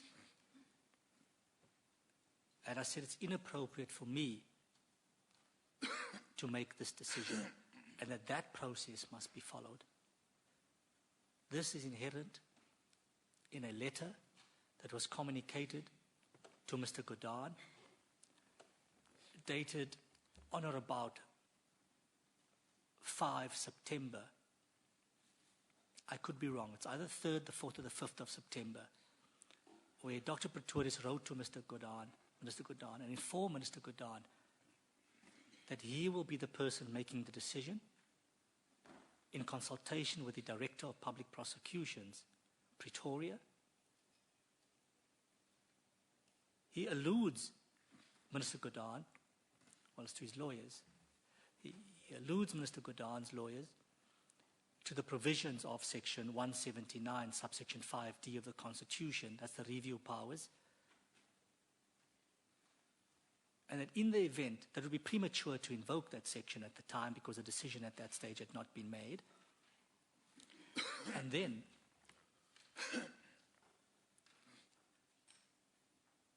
he further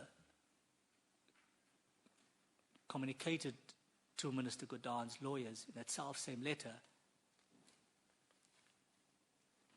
that in the event the minister wishes to make further submissions, that it should be contained in a warning statement which should be made to the Hawks.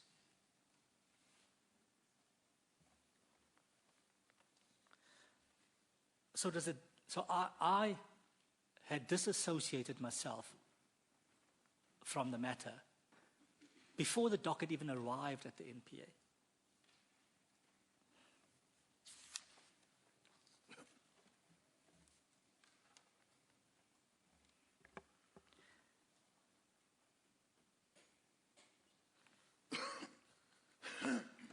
I think it's also prudent to note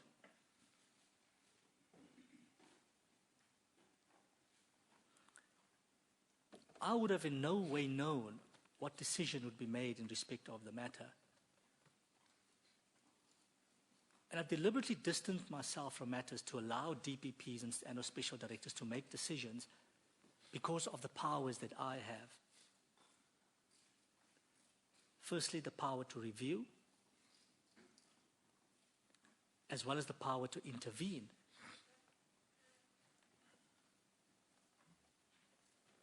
when policies have not been adhered to. I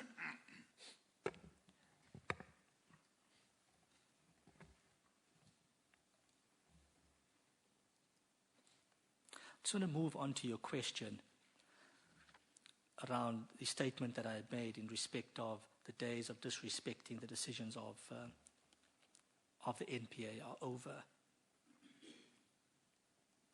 and the issue of the so-called political motivated claim.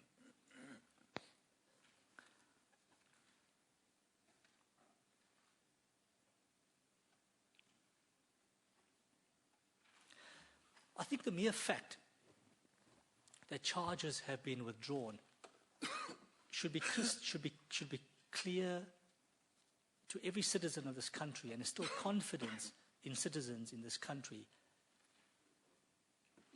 that there are processes that are followed within the NPA where people will be treated fairly. The same way that you have in your judicial processes, if somebody is charged with a crime in the lower court, or even in the high court, regional district court, regional court, or high court, there are checks and balances in place. There are appeal processes in place. There are review processes in place. Similarly, in the NPA, these checks and balances are also in place to ensure that people are treated fairly.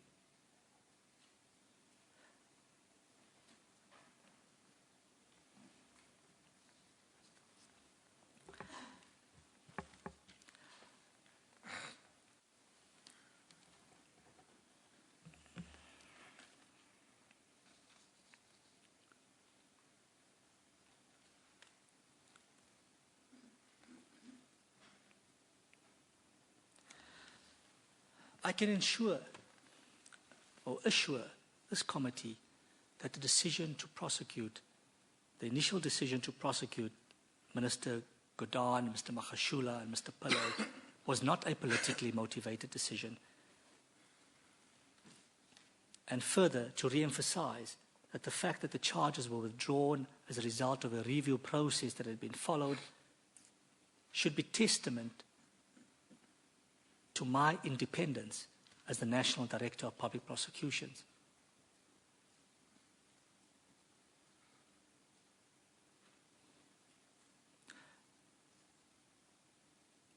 You may have had a very good argument to be made had I persisted with the charges after reviewing the matter. But that is not the case.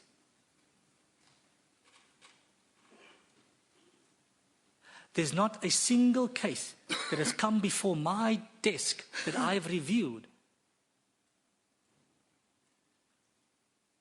that have done so with any motive but for the motive for the proper administration of justice and the interests of the administration of justice.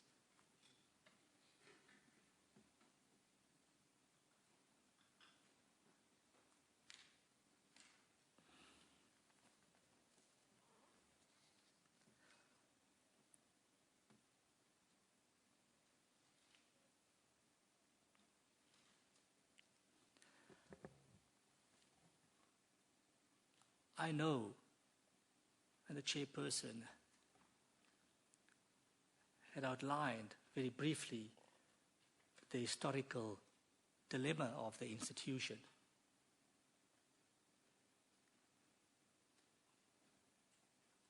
That there's this narrative or perception out there that the NPA is used as a political tool for the advancement of other persons' interests.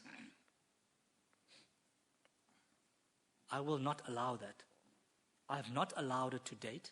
I will not allow it.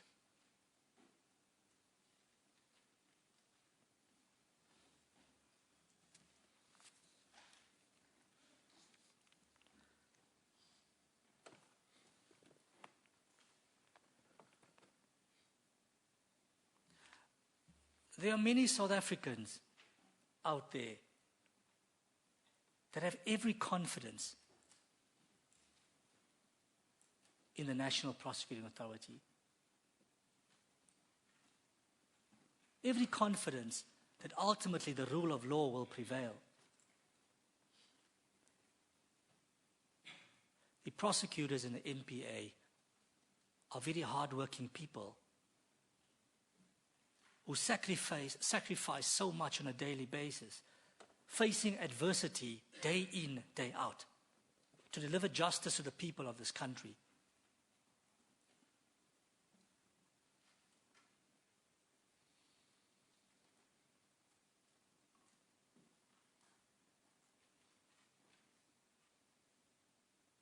Many people don't know what the day in the life of a prosecutor is. I have the privilege of having walked that journey from the beginning to the top.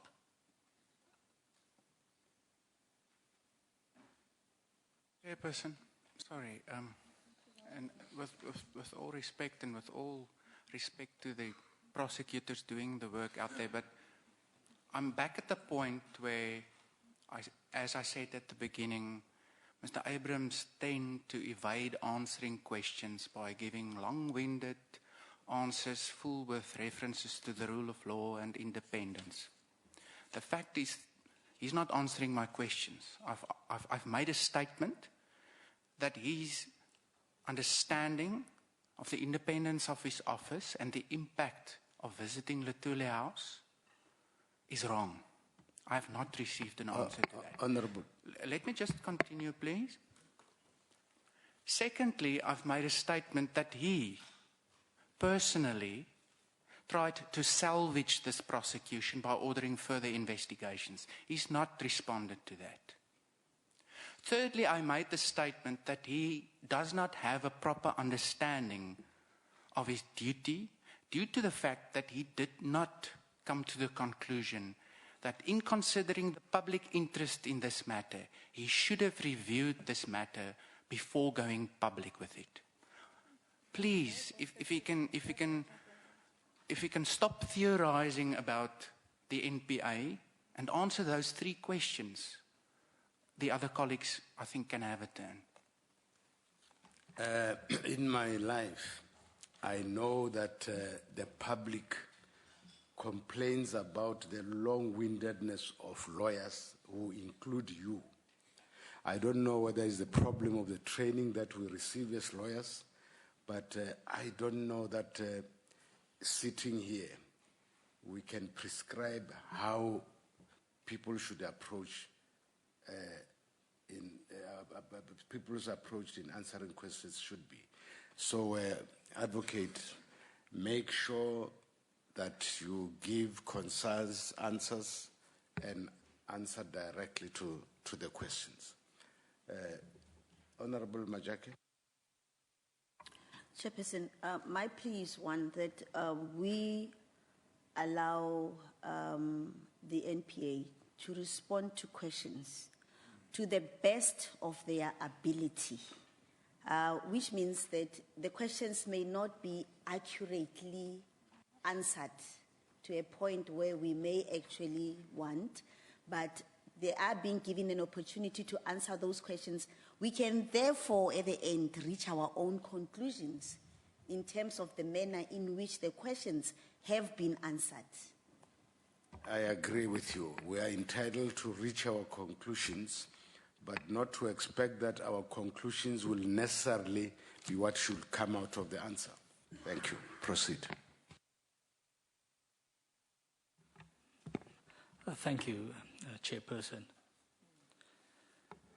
The meeting at Lutuli House.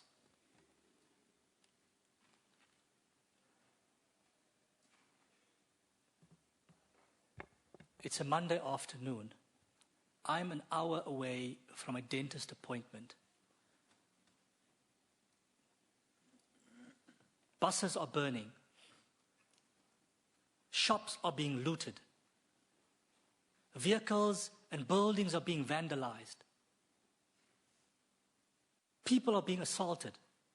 It's a state of anarchy. I receive a phone call.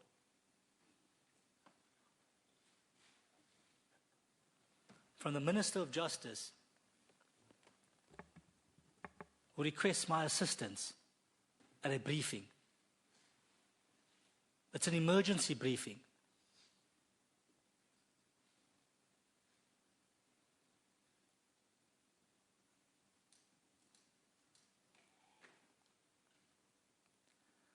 I attend this briefing.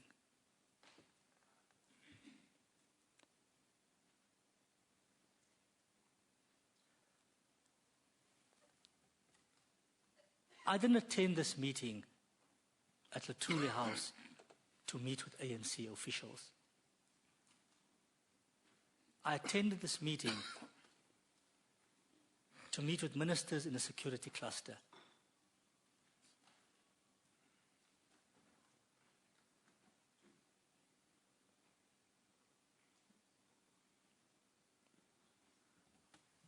Of course, I wish that it wasn't that venue. Otherwise, I wouldn't be speaking about it today.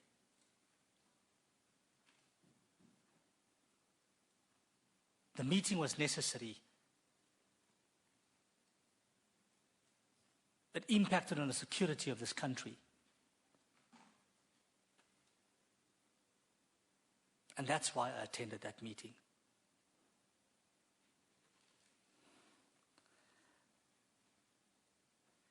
I disagree with you completely, Mr. Horn, that my attendance at this meeting is indicative of a lack of sound judgment. If taking my responsibility serious and upholding the security of this country and the oath of office I have taken,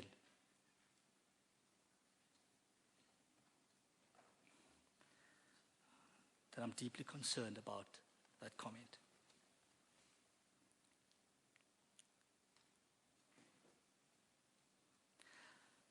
I want to go on to the issue of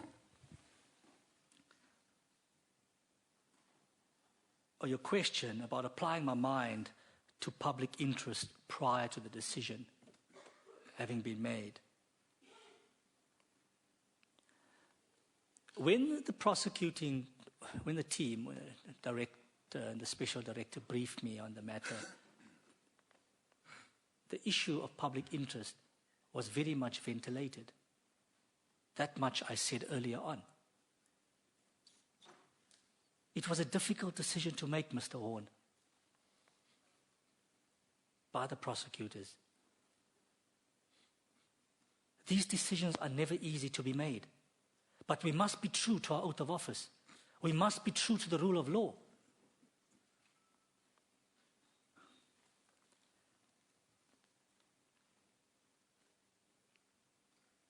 At no stage did I admit that there was never a winnable case.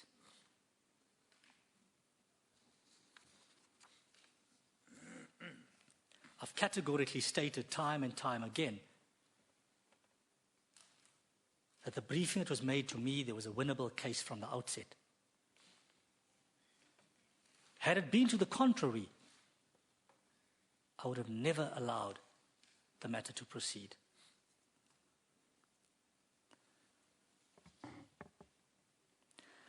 I want to speak about your question around the review, particularly the letter of 14 October. That letter was received by my office during the course of the day of the 14th. I could be speaking under correction, it was late afternoon, I cannot recall. But I only had recourse to that, well, I only looked at the document and studied the document to the back end of the weekend. And the Monday representations were made to me. And the Tuesday. One can hardly expect me to review a matter and not follow up on it. Now, the Symington affidavit, or Symington memorandum to be more precise, that you alluded us to earlier on, that came to my attention for the first time as a result of that letter from Freedom Under Law and the Ellen Suzman Foundation. Mr. Mzanyati and Dr. Pretorius, it was my understanding that they did not have knowledge of that memorandum at all prior to that memorandum arriving by way of submissions and or representation. I again received a copy of the letter from the legal team representing Mr. Pillay. And yes, I was deeply concerned when I saw the memorandum. And I wanted to know, where does this memorandum come from? How was this memorandum overlooked?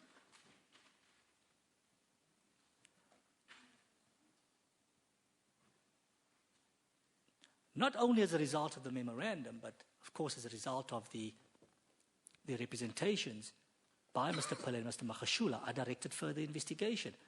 I had to assure myself of the correctness of that. I cannot just accept as mere proof of what's contained in a representations or what's contained in a memorandum as the truth and content thereof. I'll be failing in my responsibilities if I did not seek clarity on the issues. And it's a direct result of having sought clarity on these issues that I was able to come to the conclusion that I did, and which I feel was the right conclusion that I came to.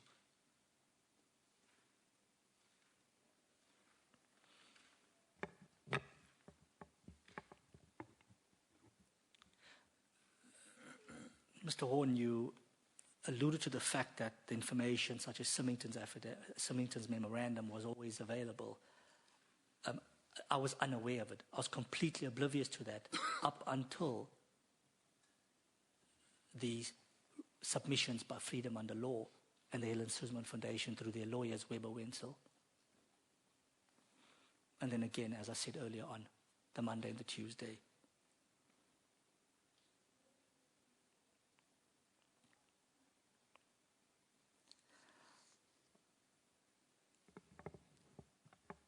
I'm of the respectful view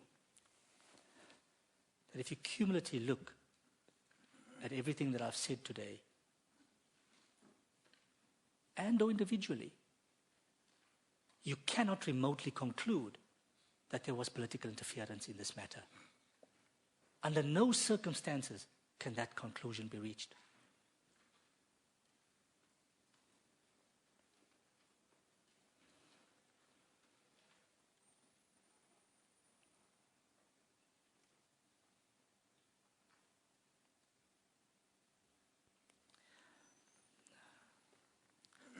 I think I've answered all your questions. Honorable Short. Thank you, Chair. Thank you for your presentation, Advocate Abrams. The Chair at the beginning indicated that our concern lies with the independence of the NPA. And I think, Chair, that it's helpful to have this briefing, but at some stage, and we now have the hindsight of the Public Protector's report as well, which will be referring a number of items to the Hawks and the NPA. You did indicate at the outset the concerns about the involvement of state capture.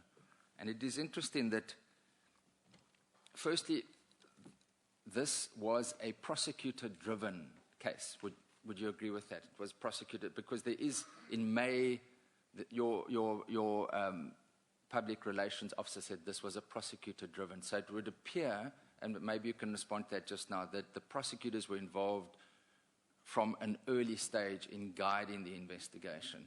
My concern is, as we look out, and to give you the benefit of the doubt, is you've got the SARS, receiver of revenue, or the complainant. They sit in with the Flock-Symington affidavit. They sit in with that information. They complain and say they're part of the complaint. You've got the Hawks investigating desperately at the last stage with a hostage situation, trying to salvage their case, writing a letter to you, as you indicated. That's new information. Right at the last minute, don't drop the charges. And then you've got the role of the NPA.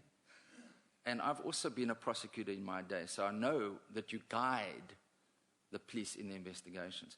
Now, in May already, and this was part of the public domain, that's why you've got to appreciate the perceptions of the involvement and the integrity of the NPA and the involvement that you've been captured. Where there was, in a lot of the media articles, for example, here's one in May already, the maneuver by the Hawks and the National Prosecuting Authority to arrest Finance Minister Pravin Gordhan was exposed by one of the Gupta brothers in a business meeting a week ago. Now, these are allegations in the media, but now we've got the Public Protector's report that seems to give substance to a lot of the involvement of the Gupta family. So you then contextualize what is going on in the broader context. You see the budget. You see what happened in December. You see the budget in February when the minister's about to produce the budget. there are rumors of his imminent arrest, emanating from wherever. Then you see progressions again, further progressions. You see now just before the MTBS, and again, you know, that's the issue I raised about the timing. So it all adds to this perception, and that is what we need to get to the bottom of. And whilst you have been trying to persuade us, there's still so many questions to be asked surrounding the decisions that were taken. And in particular, where you had the complainant, receiver of revenue, that brings a complainant, surely you would ask, but how many other people have had that pension? What was the internal memorandum surrounding that? Those very, very issues. And I appreciate that you say you did not have that information, but surely one should have asked those very basic questions when the person that drafted that was within the knowledge. And so would you agree that was this information consciously withheld from you? Because bear in mind, as far as we can gather, the Minister Pravin Gordhan cooperated as much as possible, the 37 questions. He cooperated, there were lines of communication. How did it get to the stage that impacted our economy so negatively? Secondly, when you briefed us previously, you indicated that the docket relating to the spy, the rogue unit, is still being considered. What is the situation with that?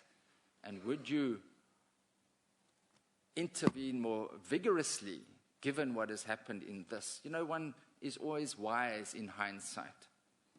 Considering what has happened now, we're sitting with the same situation. What has changed with that situation? Chairperson, we also have the issue of the public interest. And there are two issues which you raised earlier. You indicated the political, something about the political gravamen that we're in, that the NPA seems to be drawn into, this quagmire. Did you use the word quagmire? Yes, yes. Maybe you can just explain that, because that obviously then also lends to the influences that the public would have, and we would have, of the NPA having been captured by certain factional interests. We know what's going on. And then it was slightly concerning to me. In fact, a lot of people that you seem to indicate that the Minister of Finance, if I remember correctly, is not a special person. Maybe you could clarify that, or that the economy does not depend on one man when you consider the issues relating to the public interest. Chairperson, those are just a few questions from my side, short and brief. Thank you. Before you answer, I just want to say that I really want to afford the members ample opportunity to put questions. But if questions are preceded by preambles, we are going to run out of time, because other members have got to catch flights. It's a Friday. Others have got to catch flights twice. But I really want you to have ample opportunity to put questions without preambles. Proceed. And that applies to you, Advocate. Thank you, Chairperson. I'll try and keep it as crisp as possible.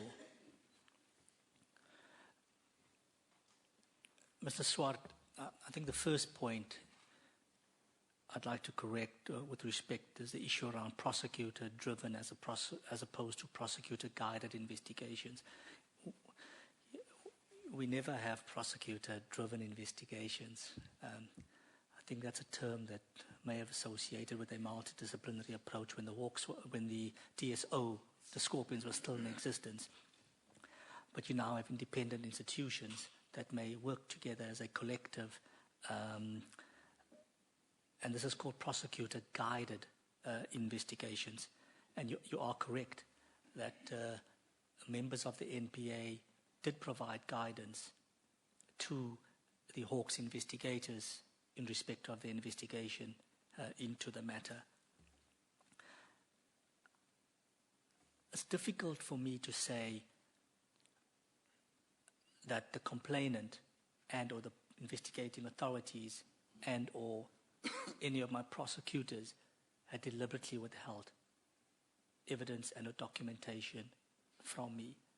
But it's something that I am looking into. It's important for me to look into it. I was alarmed when I saw the Symington memorandum. And I think in respect of your question, how did things get to this stage? It's an important question. Thank you. Your question, how did it get to this point? It's a very important one. You may recall that in my press briefing, I said on the 31st of October, I said, all this could have been avoided had there been closer cooperation and communication and engagement between the Hawks and Mr. Pillay, Mr. Makashula, and Minister Godan.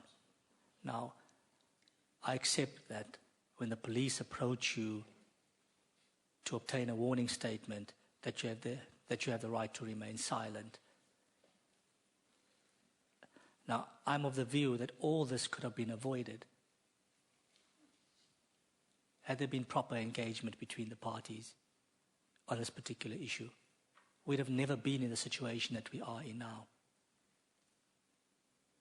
There certainly would not have been a decision made that Minister Godan, Mr. Makashula and Mr. Pillay to be prosecuted on the charges that were preferred against them as per the summons that was served on them. And I was at pains to point that out at my press briefing.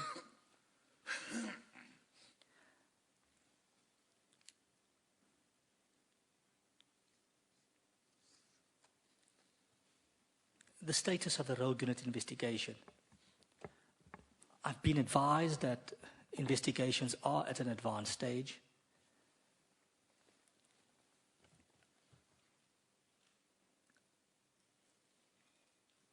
Of course, we will ensure that the same thing doesn't happen in this particular matter.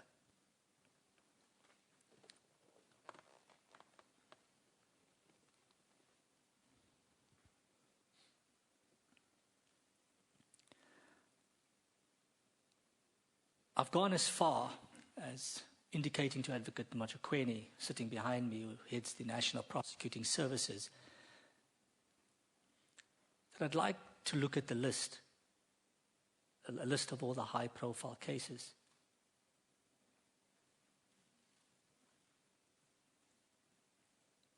And if need be, I'm happy to look at those cases, to see if it's necessary for me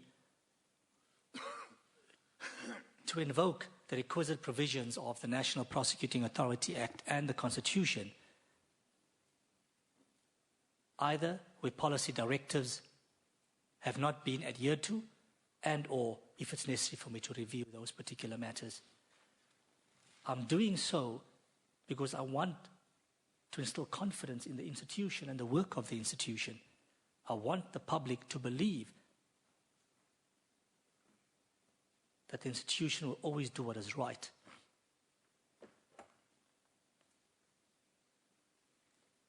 We, of course, would prefer to enjoy a greater media coverage on our successes as opposed to our failures. That would certainly instill greater confidence in the community.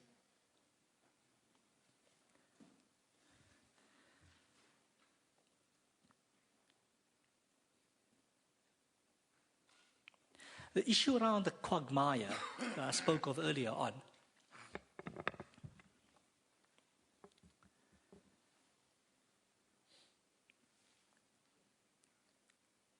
the first point that I'd like to make is there's this complete misperception that the NPA is captured. Captured by whom?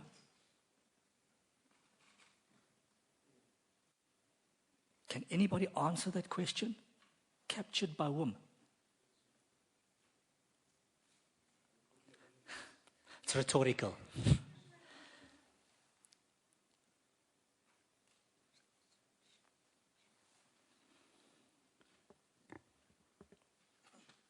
The current political climate in the country and all the fingers being pointed towards the NPA does not bode well for public confidence in the institution.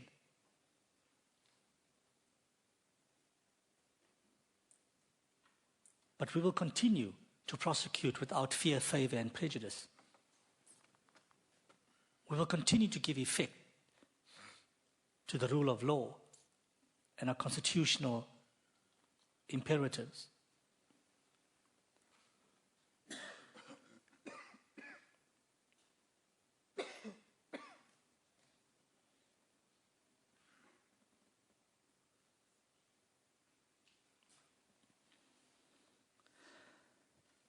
The question around the Minister of Finance.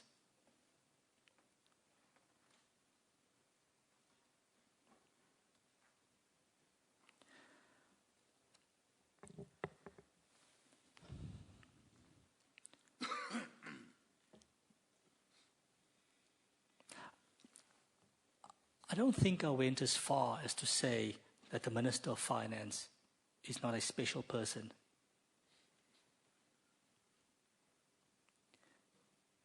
We find ourselves in a state where we need to get our economy to evolve to a much better position than what we currently find it in. We have a Treasury Department where the very officials that are employed there have been employed there for many, many years.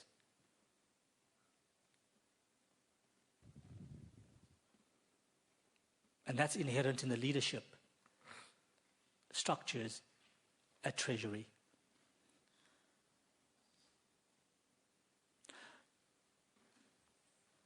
So the comment that the economy should not depend on one man must be looked at in that context and not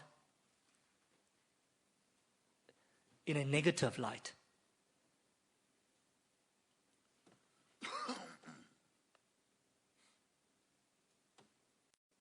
So it certainly wasn't meant in a negative light at all. It may have come across that way, and it may be somewhat insensitive in the current climate, but it certainly wasn't meant to be insensitive to the current financial crisis or current climate that we find ourselves in.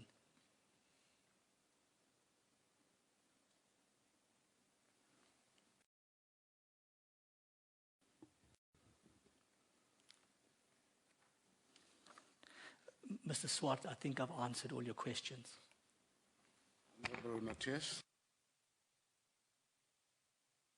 If you are still following the order in which you identified us, I doubt. It should be. You are entitled to doubt, but I'm in the order. I make a list and I follow the list. And if you have ordered matters differently, that is your issue. Let me proceed. Look, Advocate Sean, you have come before this portfolio committee to answer a specific question and some general questions that are related to that, being the arrest or serving of summons to charge the Minister of Finance and circumstances around that. That's a specific question you have appeared to come and answer.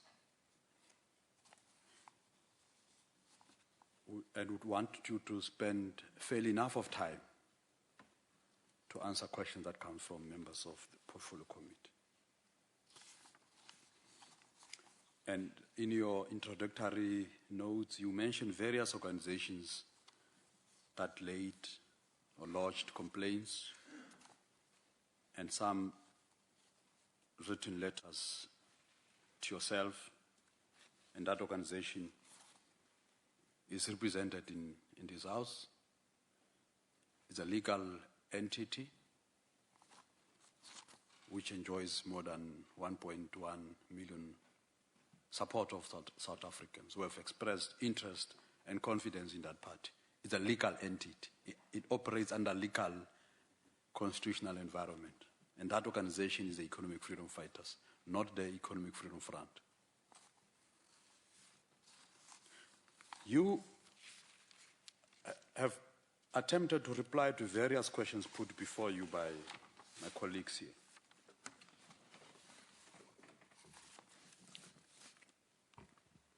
And in answering some of these questions, let me put to you that despite your current claim that you know the provisions of both the Constitution as well as the provisions of the National Prosecution Act, I doubt if you have ever spent enough time to read and to familiarize yourself with the powers vested in you, powers which you refer to as original powers. Had you been familiar with those, you would have acted differently. And the circumstances that we're faced with would have been avoided.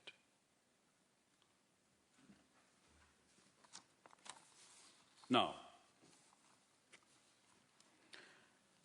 you are saying the Minister of Finance, Honorable Pravin Gordhan, is not a special. Did you say so? I said that only answers will come at the end. Please put questions based on what you have heard, and you can do that on what we have not heard.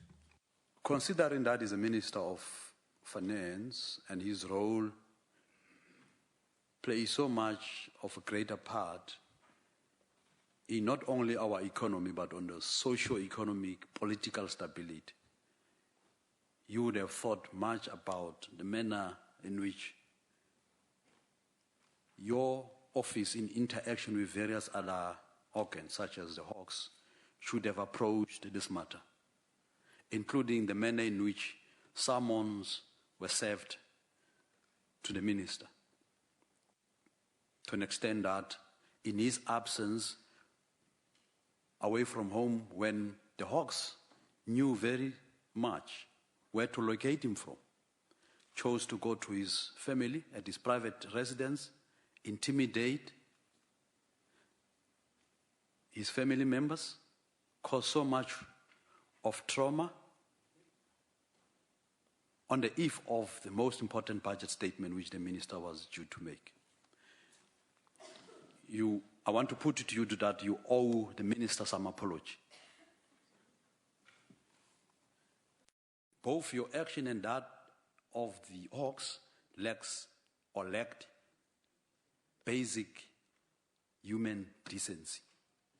That's the first thing. The second point I want to make is that you are saying you were called to meet with the Minister of Justice at the venue which ordinarily you would have chosen not to have had a meeting at such a venue, because that venue happens to be the Tuli House. It was within your right to advise the minister of your considered view, and you failed. And you cite a host of circumstances and reasons why you felt compelled to accede to the request from the minister. among which was that we were to meet with a security cluster of ministers. You were unaware that the president would be present there. So it was a coincidence that the president happened to be part of those that you met, to consider what was perceived as a state of complete anarchy as a result of the fees must fall university student protests. I want to put to you, and in putting to you, remind you of a poet by William Butler Yeats in his Second Coming, which he talks at length on the subject of anarchy, since you introduced the concept of anarchy. Written under Things Fall Apart, the center cannot hold. I want to put to you that the anarchy you are referring to is as a result of state-inspired action and its failure to appreciate socio-economic situation, especially of university students, in relation to the fee question. And that the anarchy you are referring to has been loosened upon the world, as it indicates, by the state, and for which your office is part of that state. So before you point fingers to anyone for being responsible for instigating anarchy, it's fitting that you admit and you accept that anarchy in this context is state-inspired, and your office is at the center of playing part of the anarchy. I want to put before you that among the 5 concerns that the Economic Freedom Fighters Secretary General Godric Gadi wrote to you and elaborated on, amongst them is the whole question of the unlawfulness of the charges leveled against the Commander-in-Chief on the basis of unlawful, apartheid-styled Rioters Assemblies Act number 17 of 1956, which is unconstitutional, which essentially is a continuation of the apartheid-styled anatomy of repression, persecution of political opponents, with consequences, Advocate Abrams, of institutionalized state violence. And this is the continuation along the same line. And seated here as a member of this House, with an obligation to see to it that never again shall this country be subjected to any form of unlawful and unconstitutional legislation or act of parliament, I exercise my duty to remind you once more that an act such as that,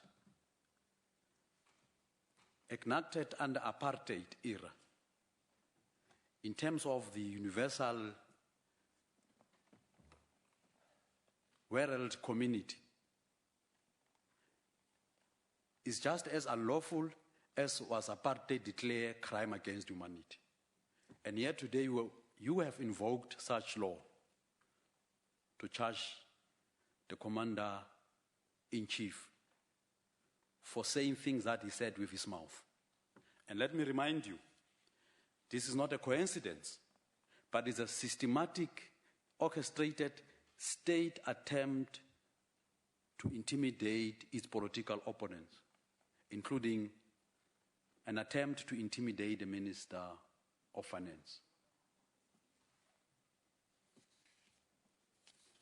Now, I want to put to you the following questions. Having realized that you are empowered by the Constitution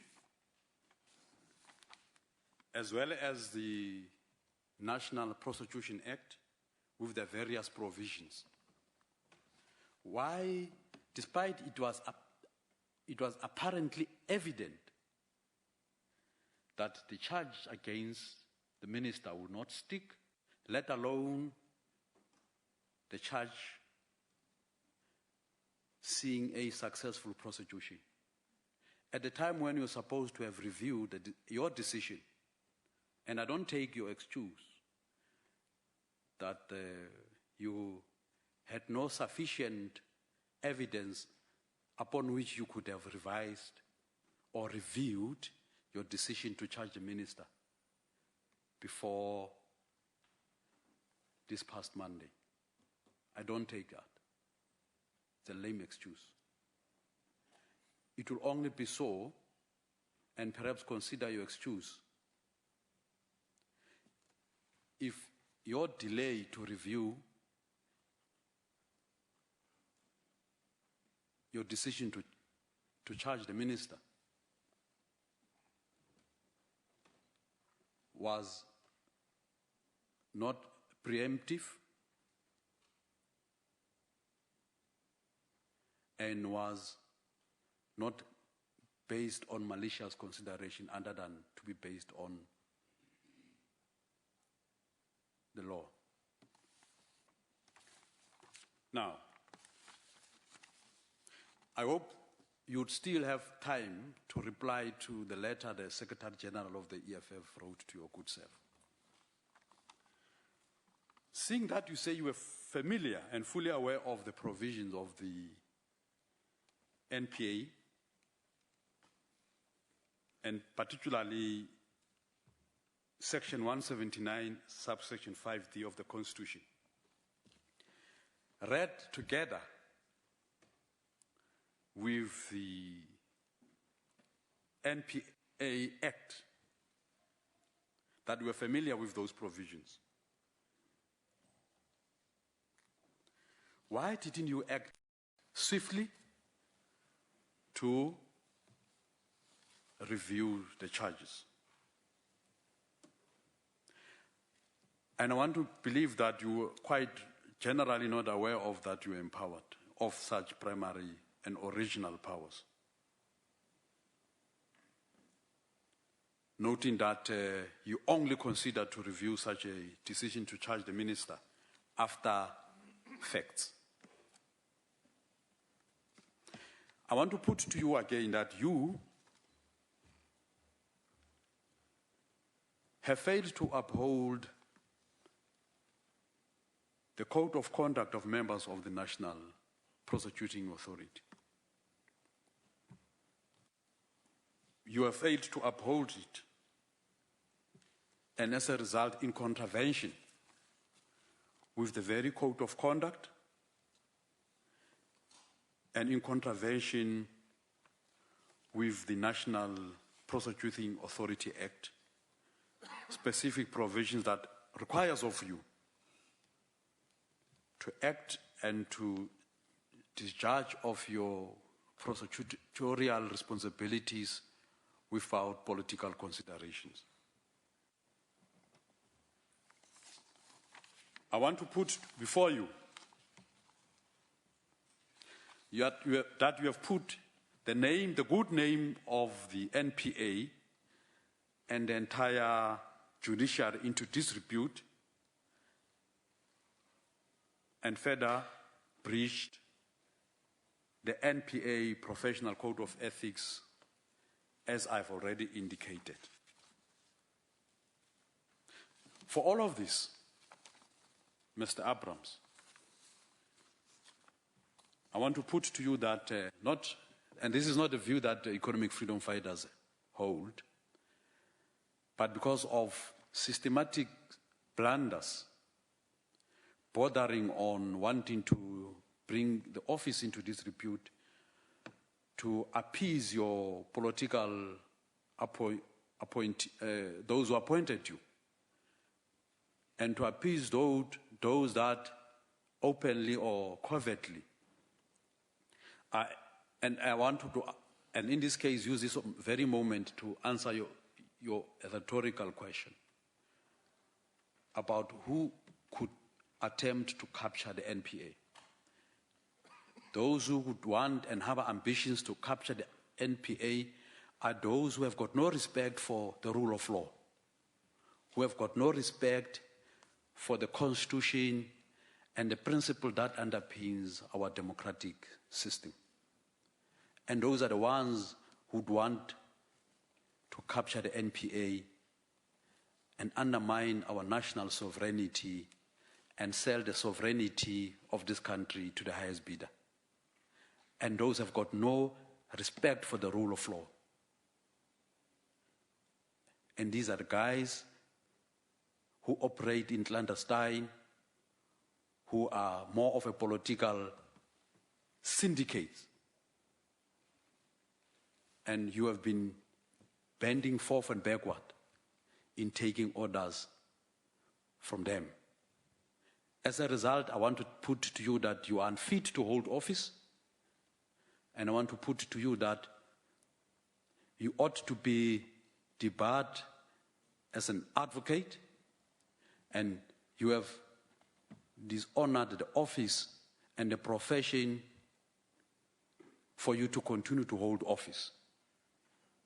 And I want to put to you, you deserve of nothing else and to be honorable, just as your predecessors, especially in this case, Honorable Bulelani Nguka, who resigned without being pushed upon committing a mistake similar to the one that you have committed, to declare prima facie evidence and make a person to be judged in a court of public opinion without testing the veracity of the allegations leveled against that individual.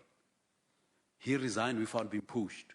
My advice to you is, do the honorable thing, don't wait to be pushed, and resign because you have dishonored the profession, the office of the Director of Public Prosecution. Honorable Matthias. You have disgraced the whole nation by the kind of a decision that you have made. So you are not fit to hold office. Lastly, don't blame it on anyone else. The hostile environment that exists in this house and outside is of your own making and the making of your handlers. And we will never allow this country to descend in anarchy, especially anarchy-driven. Yes. Honorable Chair.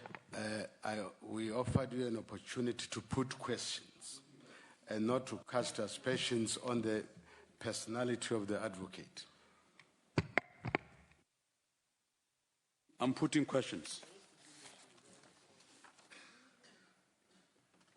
I want to put to you, lastly, that you should take personal, individual responsibility for bringing the national prosecution and the criminal justice system and the country into disrepute.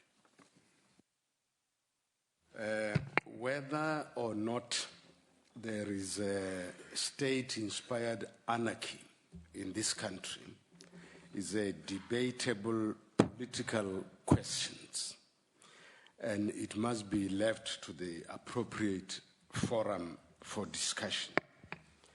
The economic freedom fighters. Honorable Chair, on a point of order. I'm addressing the committee. On a point of order, Chair. What order? Can you please not mediate? in the input that I've made and only use your space and time to comment after an appropriate answer has been... I allowed you freely to express yourself. I have to guide this committee. I'm saying whether or not there is a state-inspired anarchy is a debatable political issue that must be debated in the right forum. And I also need to draw the attention of this meeting to the fact that the submissions that you made are made in the letter to the General Bar Council requesting that Advocate Abrahams be removed from the role of practicing advocate. And that in response to your letter to the Bar Council has undertaken to appoint a panel of advocates to hear the very issues that you are raising. And you have been requested by the Bar Council to make representations to it, to hear your request to them. So I think that you have already raised the matters in another forum, and so let's not duplicate processes. Here we have a different focus altogether. Your matters will be dealt with by the General Bar Council, not by this committee. Thank you very much. Over to you.